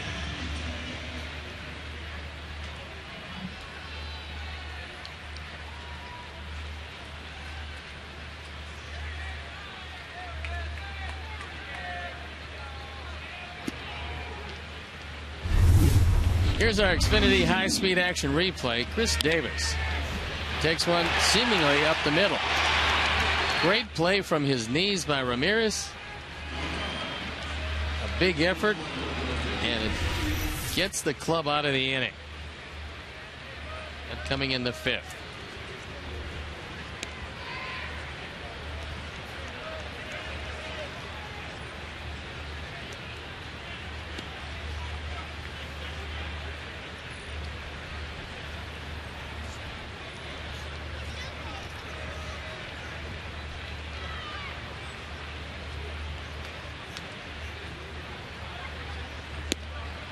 Takes a breaking ball strike, and that evens the count. 1-1. Beckham on deck.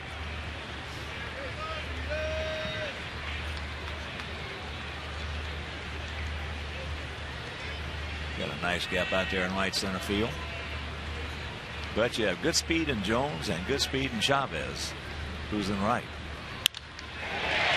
And there's Jones. Won't be able to, he'll have to pull it up. So a base hit.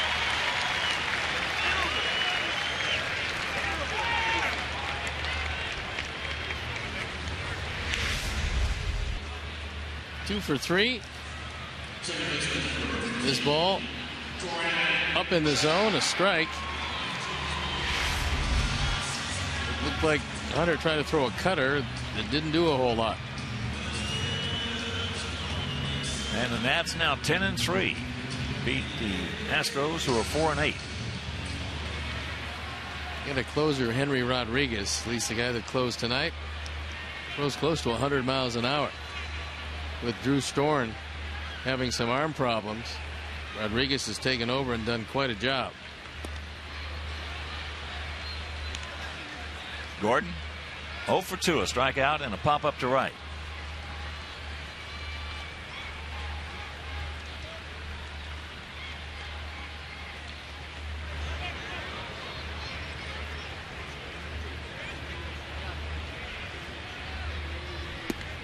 And the Marlins beat the Cubs 9-1. Mark Burley picking up his first National League victory.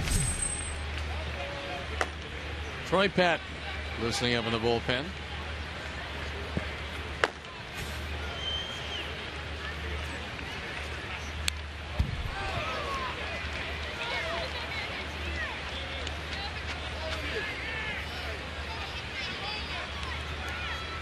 One and two the count. He will long be remembered here in this ballpark. Always.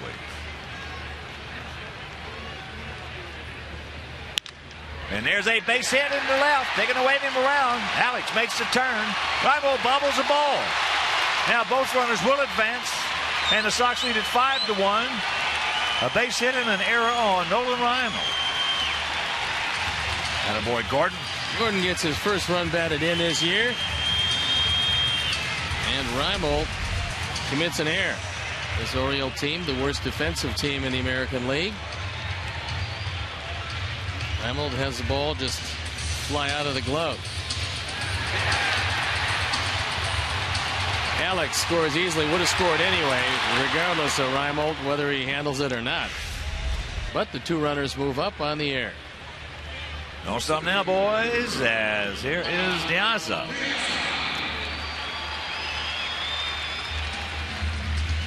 And here's what he did last time up.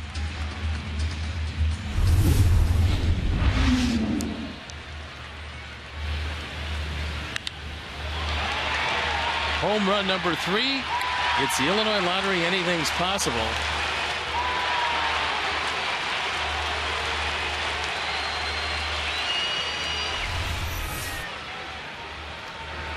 And they're going to put him on to get to Morel. Brent 0 for 3 with a couple of strikeouts.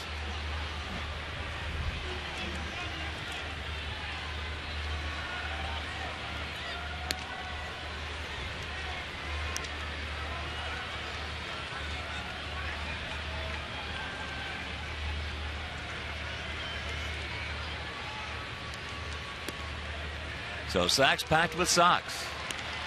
One down.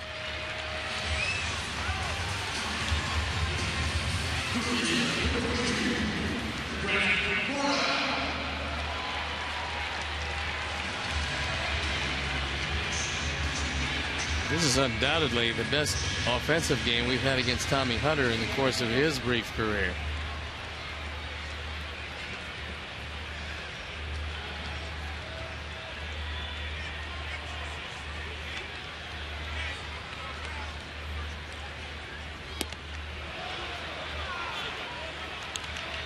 And 1 to count.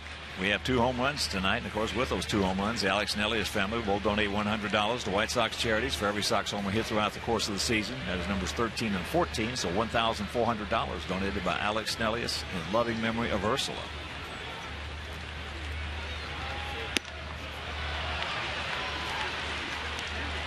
time Brent helped him out by a ball well out of the zone. Good speed on the bases. 0-2 the count.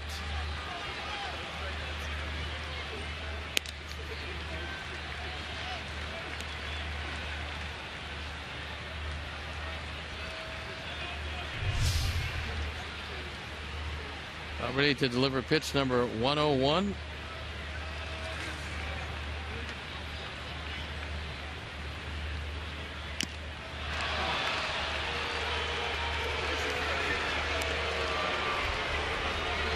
And a big strikeout, and here comes Showalter. He's going to bring in Patton to face Dunn. As this for him is the ball game. You don't get by Adam, tough to come back. So Hunter's night is done. All right. Southpaw Troy Patton comes on, and we'll be back.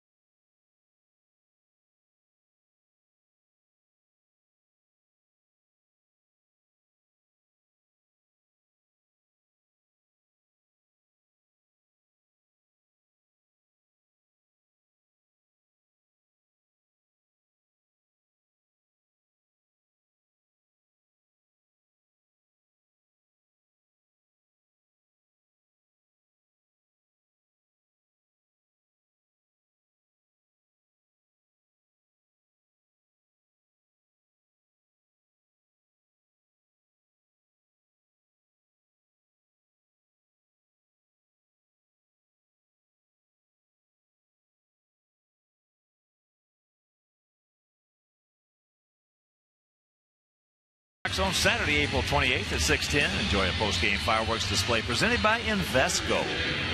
Explore intentional investing with Invesco. That's our Honda call to the pen, and it is Troy Patton to face Adam Dunn.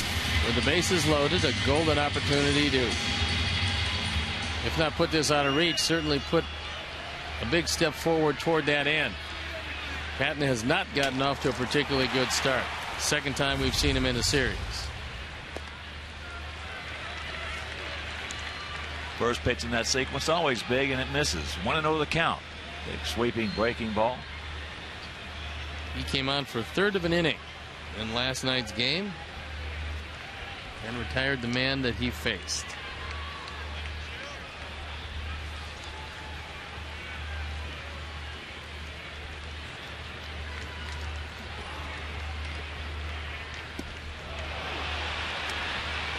Do not check it up in the count. 1-1.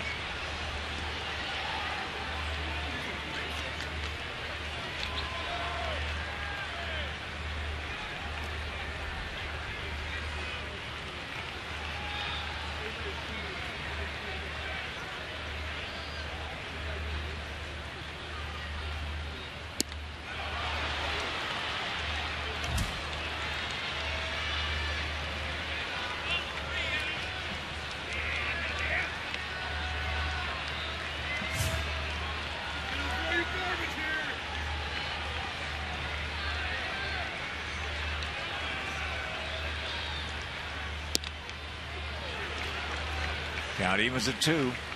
2 balls, 2 strikes, 2 outs. Sacks packed. And Dino out there in short right field.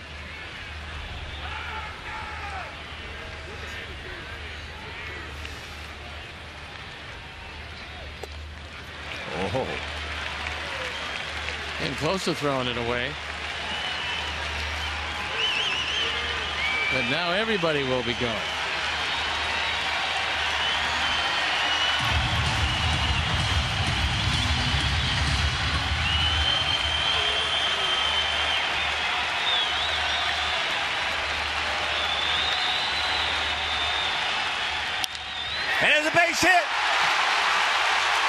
comes Alexei. Here comes Beckham. Here comes Diaz. A bases clearing double by Adam Dunn, and the Sox lead at 8-1. Yeah!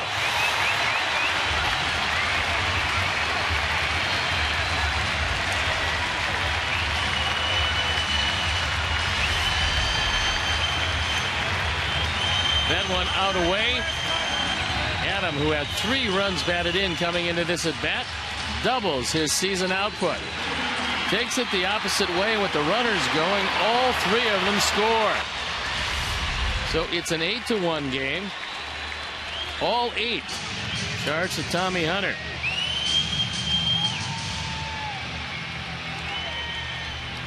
And here's Paulie. Paulie 2 for 3. With a run scored.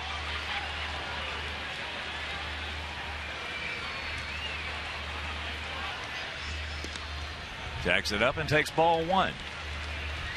8-10-1 for our guys. 1-4-1 for their guys.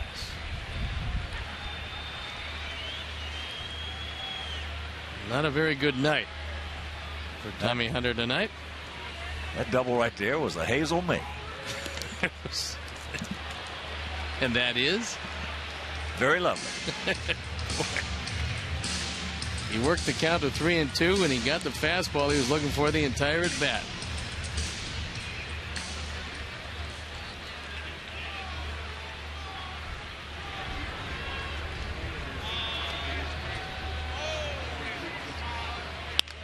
And there's ground ball left side, sucked up by Reynolds. But a beautiful bases clearing double by Adam Dunn. Will go to the 7th, leading by 7.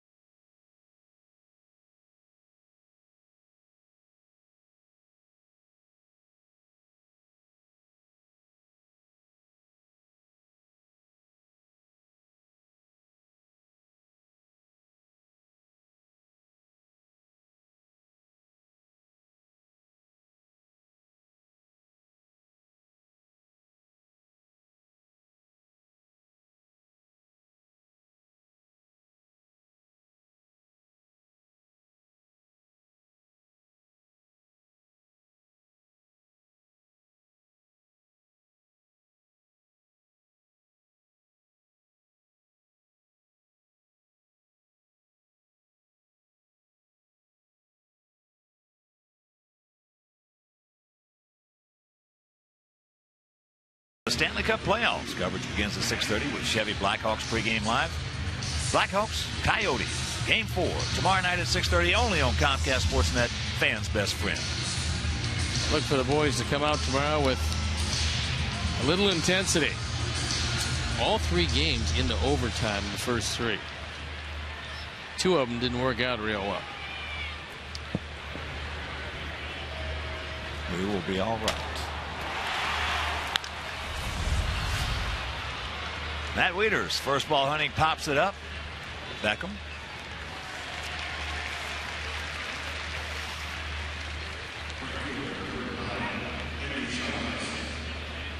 Wieters now 0 for 3 with a couple of strikeouts and that pop-up against the Jake Meister.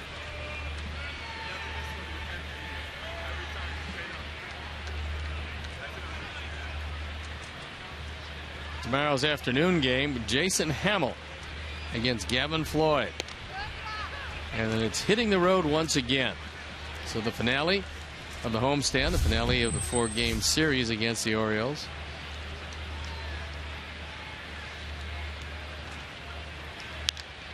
And that's popped up this time to Alexei. So Chavez is retired. And Comcast Sportsnet goes green for Earth Week. Zip it. Not seeing anything. Always a good week, though. Here's Reynolds. He's gone out to center and struck out. Yeah, we got to get our Blackhawks home in this thing. Got to root them home.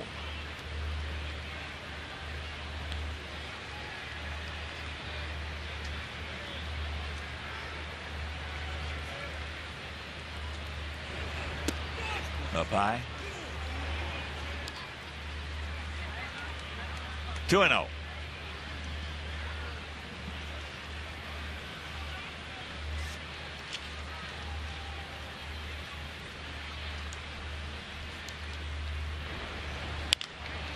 Tops the foul, and join us for Bat Day on Sunday, April 29th at 1:10 p.m. as the ball club takes on Boston. Our Sox against their Sox. First 10,000 children ages 13 and under receive a White Sox bat courtesy of Comcast Sportsnet. Those are good looking bats. Saw one yesterday. Very nice.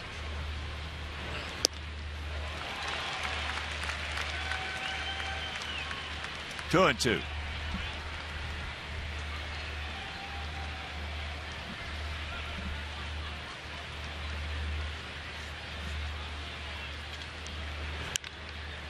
That's into center field. Can of corn. And a nice inning. 7th inning stretch, and Jake leads it 8-1.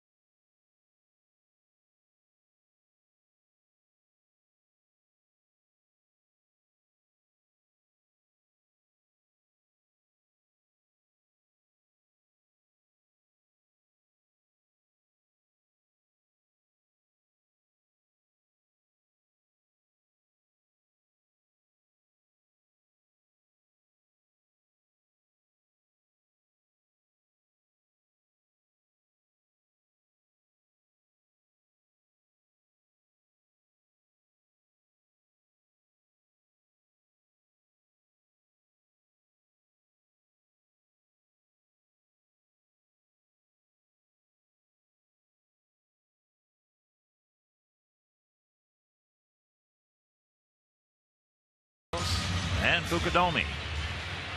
I'd like to send along congratulations to an old friend, both figuratively and literally, Jamie Moyer, the oldest man to ever win a baseball game. Checks it up. Look at the play by Reynolds. Double clutches. Close play.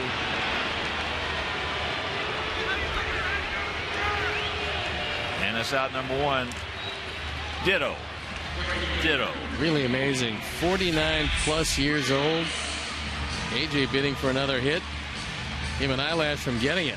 Reynolds well in foul territory.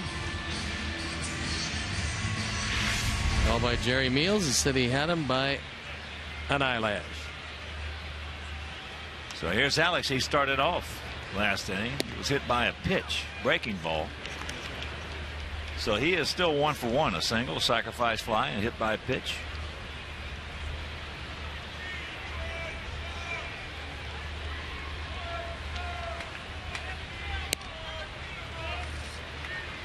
One and one to count.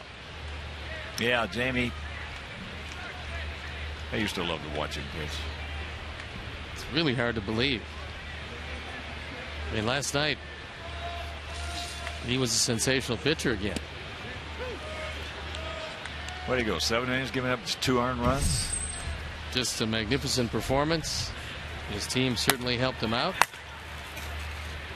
There's a look at Oman and Reed in the pen.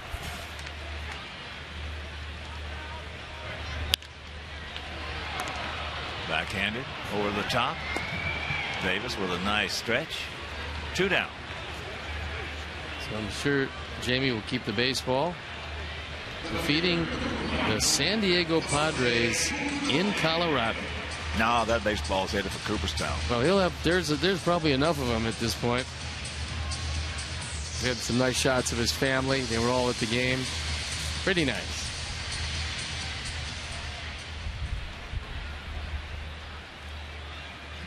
So here's Pukadomi.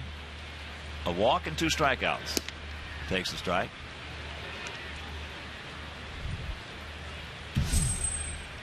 Kevin Gregg, former closer for a few teams, one of them across town.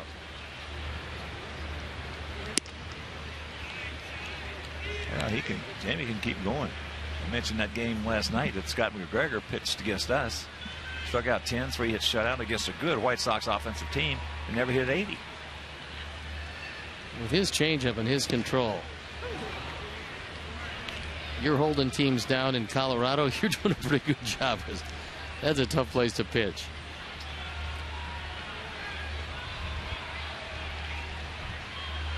That division, National League West, has some very good pitchers' parks. That's into left field. So Troy Patton's going to have a nice, easy inning here. 1, 2, 3, and we'll go to the 8th.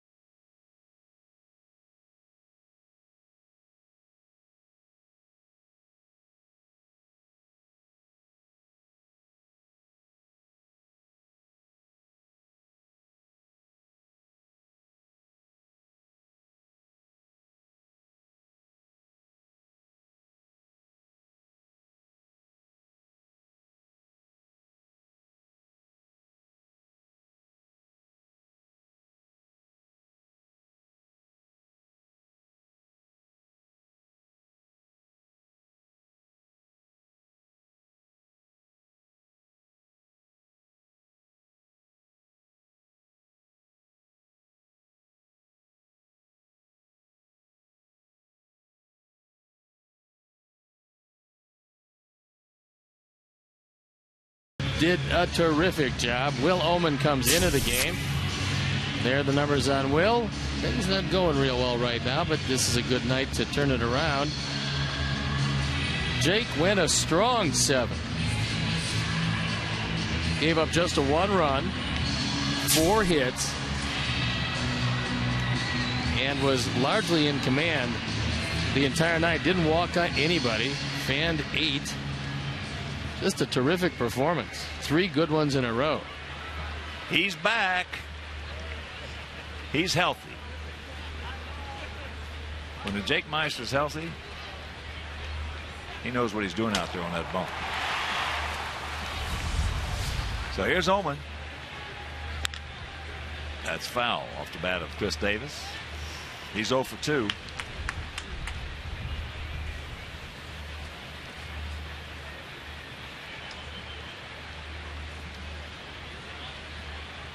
He had a beautiful play made against him back in that 5th inning by Alexei.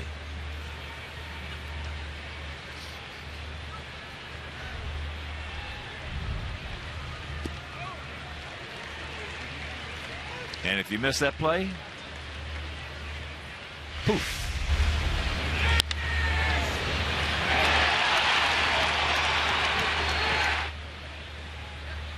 A big effort, and it helps to have a very strong arm. The 0-2 pitch.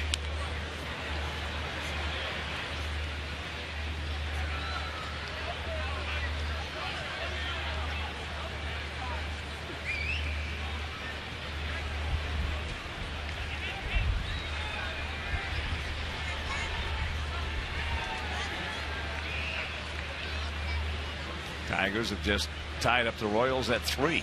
Top of the 7th. Kauffman Stadium.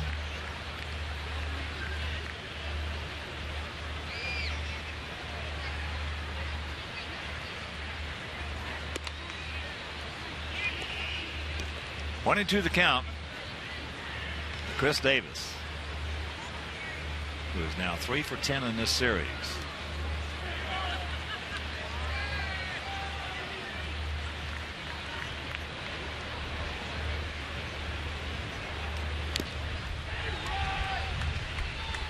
Chris with a lot of upside. They get Roberts back, and if this young man right here can do what everybody thinks he can do, they will be some kind of good offensive ball club. If Buck can get that starting rotation as consistent as he thinks it will be,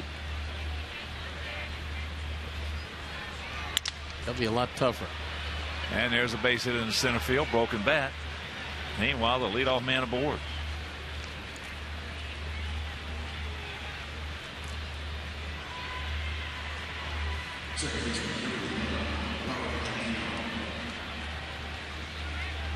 And here's Robert Andino. He's 0 for 2 with a couple of strikeouts.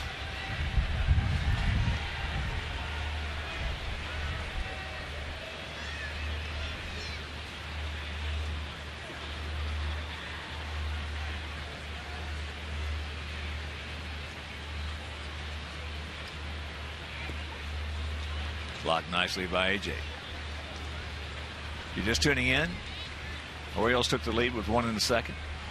Sox came right back on a 2-run homer by AJ Pierzynski. Then the 2nd, added 1 in the 3rd, 1 in the 4th, and 4 in the 6th. There it is, 8-1.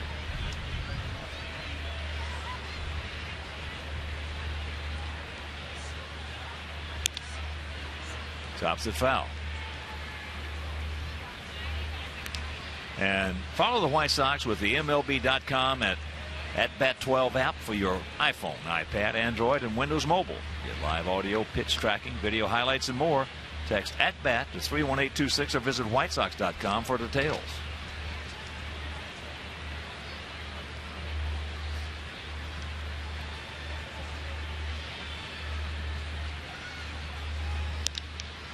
That's into right field. We got a man. 1 out.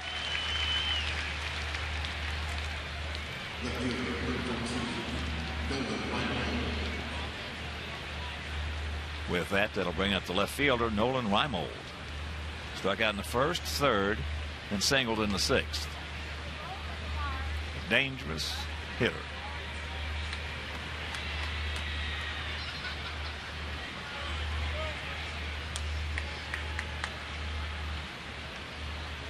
Tigers have taken a 4-3 lead.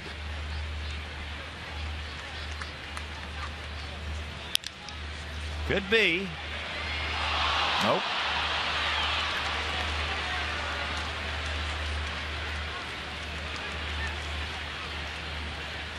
That would have been 2. Instead, it's another error.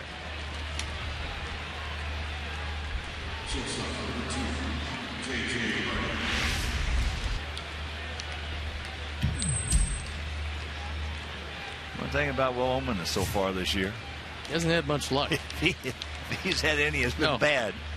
He should be out of this inning. He is going to be out of the inning, but not the way he wanted to be out of the inning. And you know, the thing about him is that even some of the hits, like the broken bat hit right there by Chris Davis, he's just been snake bit so far. But meanwhile, he'll depart and we'll be back.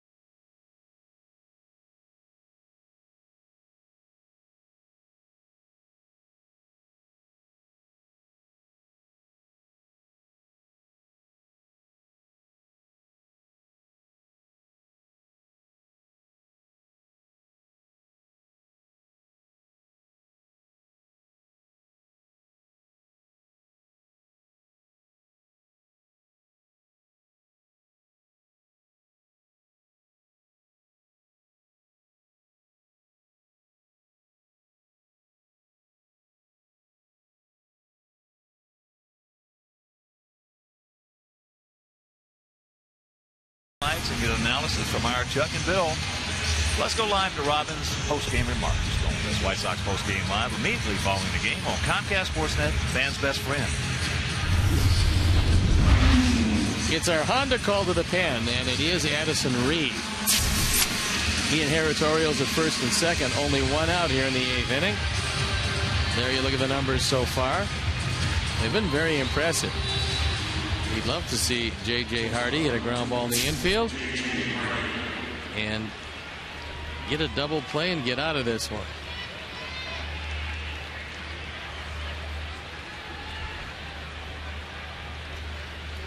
Hardy is 0 for 3. He's popped to short, popped to second, and reached on an arrow.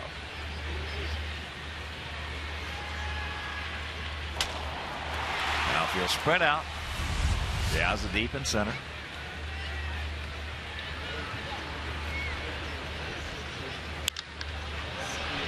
High, and it's going to be a souvenir.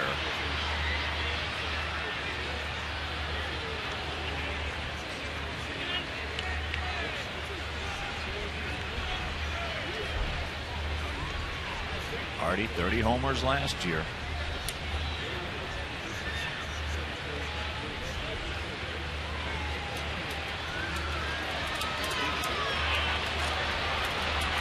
And here comes the rain.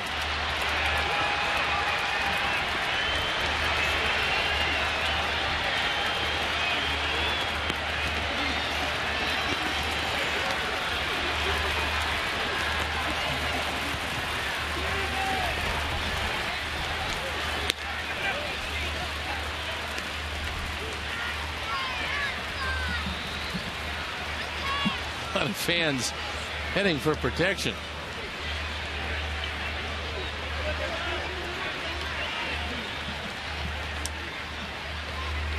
Two on, 1 out, and a 1-1 pitch. Little high neck in.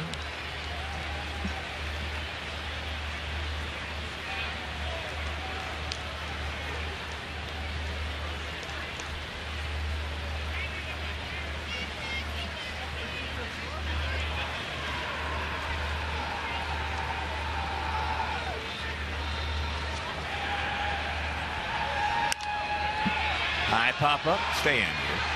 Nope. Got that one. Nope.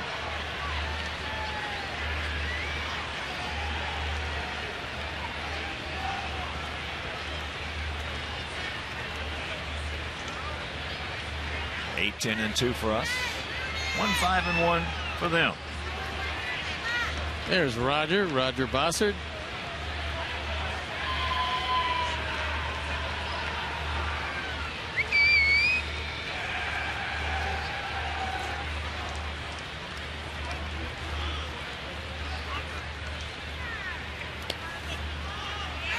Got a shot at him. Yeah, he gone. That's a big break because that ball got away and hit Hardy, went right back to AJ, and Davis, 7 runs down, is hung out to dry. I mean, he thought it was going to get away. Watch what happens. Hits JJ Hardy, runs back to AJ. Second time tonight he's gunned down a would-be base stealer. That's just a mistake that you don't want to make this far down in the game.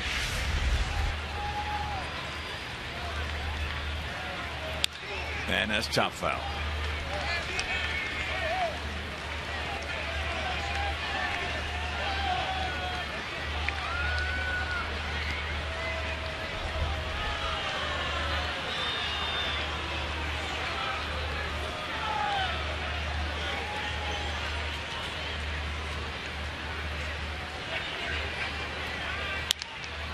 And that's hit into left center field.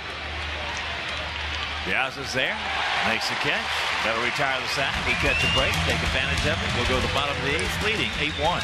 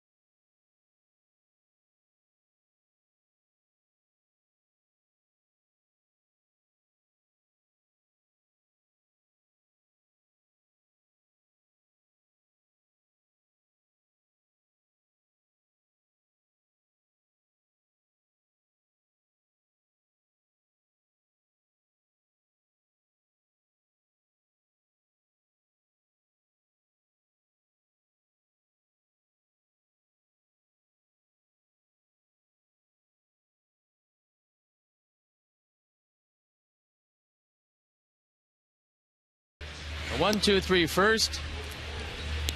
Give him a couple of doubles in the second, and outside of that, he was brilliant. 7 innings, 1 run on 4 hits, no walks, 8 strikeouts. Jake bidding to win his 2nd game of the year. Jake's only had 3 tough innings since he's been out there this year. First 3 against Texas. Boy, after that he settled in. He just dominated for the next 3.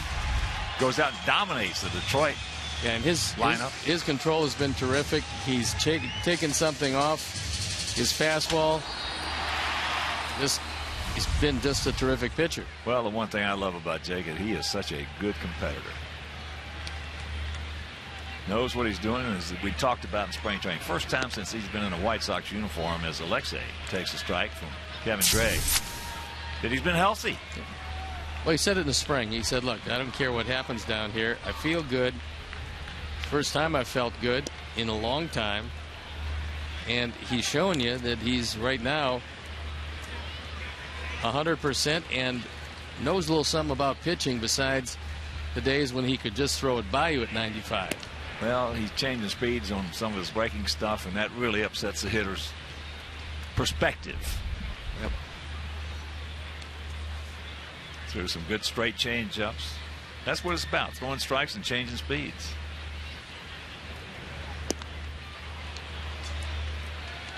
Two and two the count. Alexei is 2 for 3 with a run scored.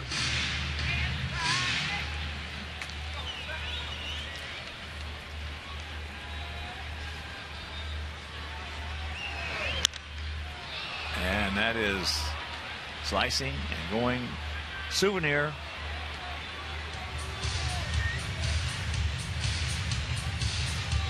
Kevin Gregg is the third of the Oriole pitchers for the night.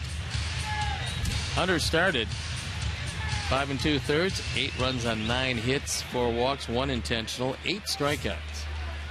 Patton came on and threw the big bases clearing double to Adam Dutt.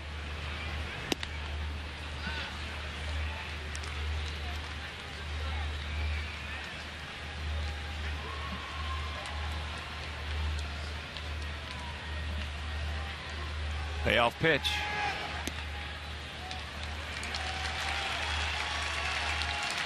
So the leadoff man aboard. And that'll bring up Gordon, who had a big RBI single and run scored in that 4-run sixth.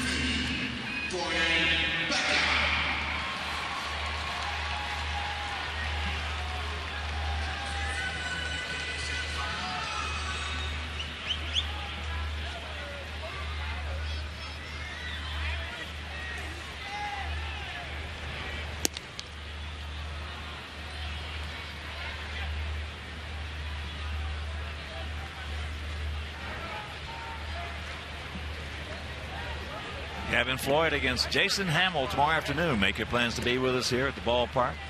1:10 start. If you can, it'll be right back here on Comcast Sportsnet. And then it's off to Seattle. We'll go out there for 3 and Oakland for 3. Orioles will head off at the same time out to Anaheim to take on the Halos. As that's slicing, and that's going to be out of play. That's the matchup tomorrow. Gavin, during the course of his career against essentially his hometown team, has done a pretty good job.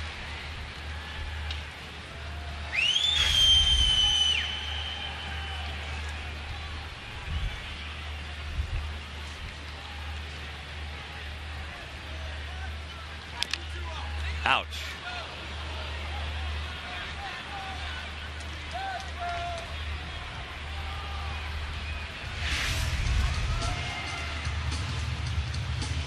Right off the toe.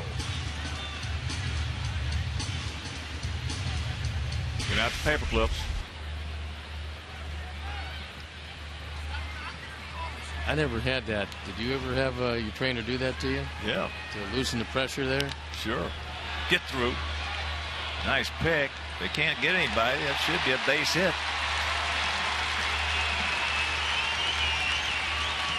I would think it's a base hit. Hardy up the middle. Doesn't have the most range around.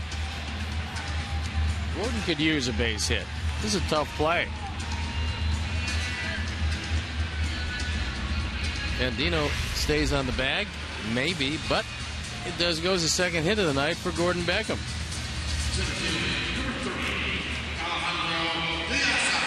So here's Diaz. He's 1 for 3 with a homer. Also was walked intentionally and scored on that intentional walk. Yeah, the last time I was in the cage. Got the batting cage down in South Bend. The last swing I took, I hit it right on my big toe. Had to go home, get the paper clip out, get it red hot. You did it to yourself? Yeah. Wow. Well, the toenail, all it is protein. And that paper clip just goes right through it and relieves that pressure. Of course, the ceiling, you got the ceiling.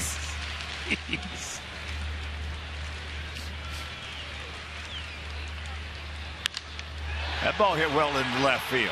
Raimel going back, reaches up and makes the catch. Diaz hit that ball hard. Alejandro has shown that he's got pretty decent power. And he's got it to all fields. Lionel goes back, looks up, reaches over his head into the raindrops and puts it away.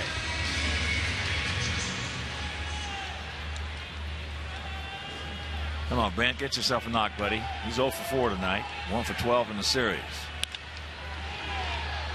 Davis knocks it down. Now over to Greg, who will pick it up. So that'll be a 3-1 put out.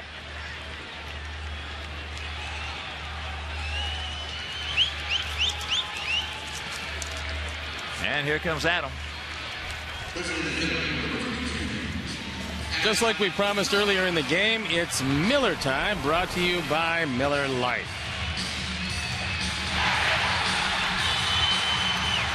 It's a bases clearing double by Adam Dunn on a 3-2 fastball. Slices it into left field. And that made it an 8-1 game where it stands now.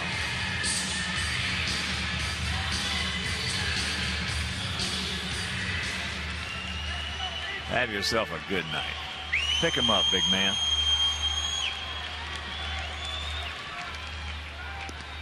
Curveball, tried to backdoor him and missed.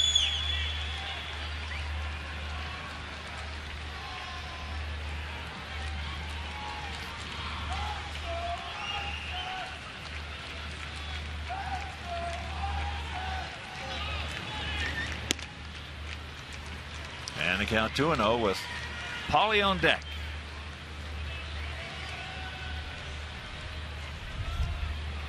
Greg came in with an ERA in the 12s and more walks than strikeouts. And the count 3-0.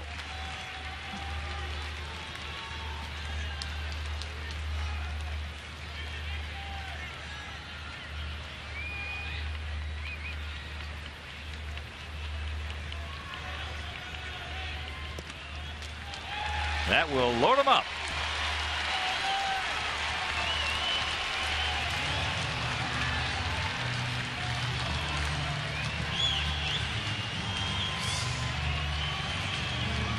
Paulie 2 for 4. Singled and scored in the second. Singled in the third. Hitting at .357. Paulie, who had his 10-game hitting streak snapped last night. Gets a shot here with the sacks packed.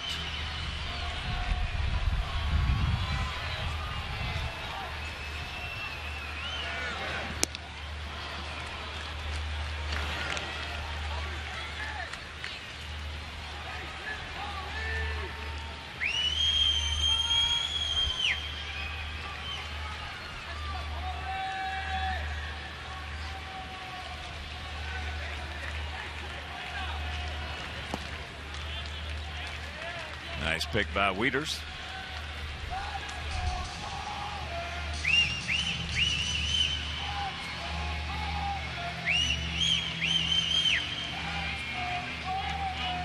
Alexei, Beckham, and Dunn.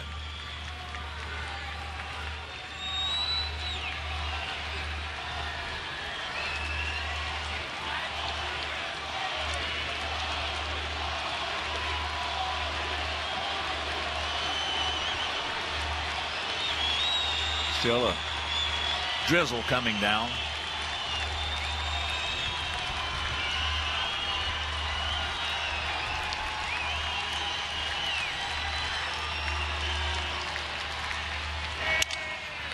Broken bat. And that'll retire the side. We're into the ninth, leading 8-1.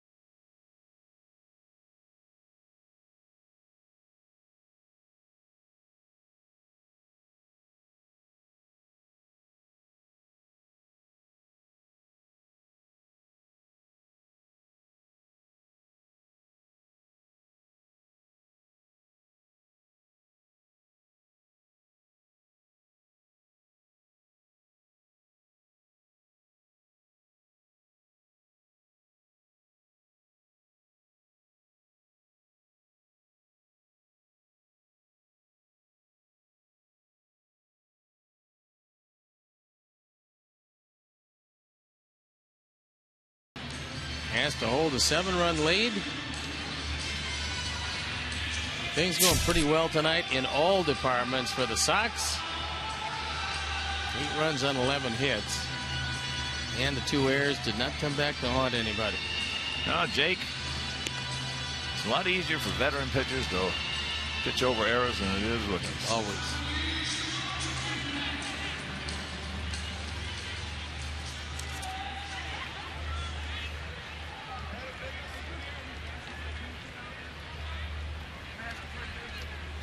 He's got his work cut out for him, though. He's got Markakis, Jones, and Wieters.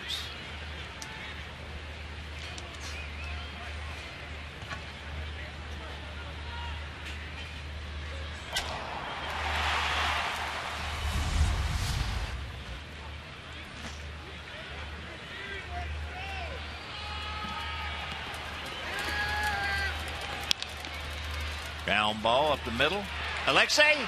Yes! Another beautiful play by Ramirez. Well, this was of a spectacular variety, because he wound up all the way next to Gordon Beckham. Goes up the middle. Markakis can run, and he gets him by a full step at first base. Big effort. He's throwing a wet baseball, and he guns it perfectly. A no-look bullet to first. So here's Jones. He's 1 for 3. He doubled and scored in the second inning. Orioles jumped out to a 1-0 lead. Sox came right back with 2 in the bottom of the second. A 2-run homer by AJ. A line shot down the right field line, hit the foul pole.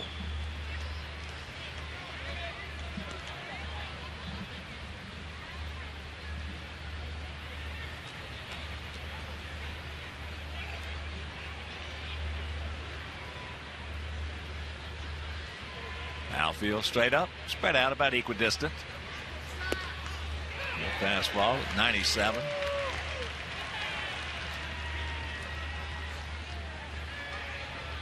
And this gun here, ball at our ballpark, is about as true as any in the league. Pop back, and that'll be out of play.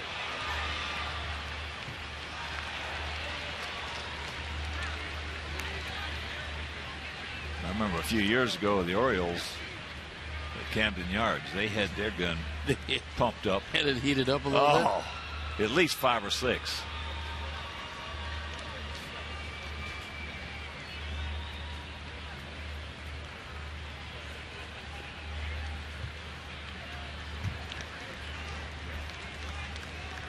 So 2-2. He gone. 2 down.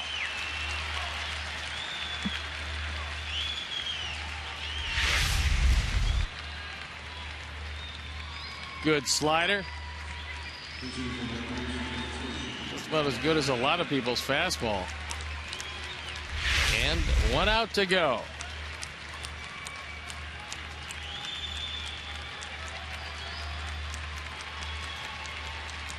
So Ryan Flaherty will hit for Wieters.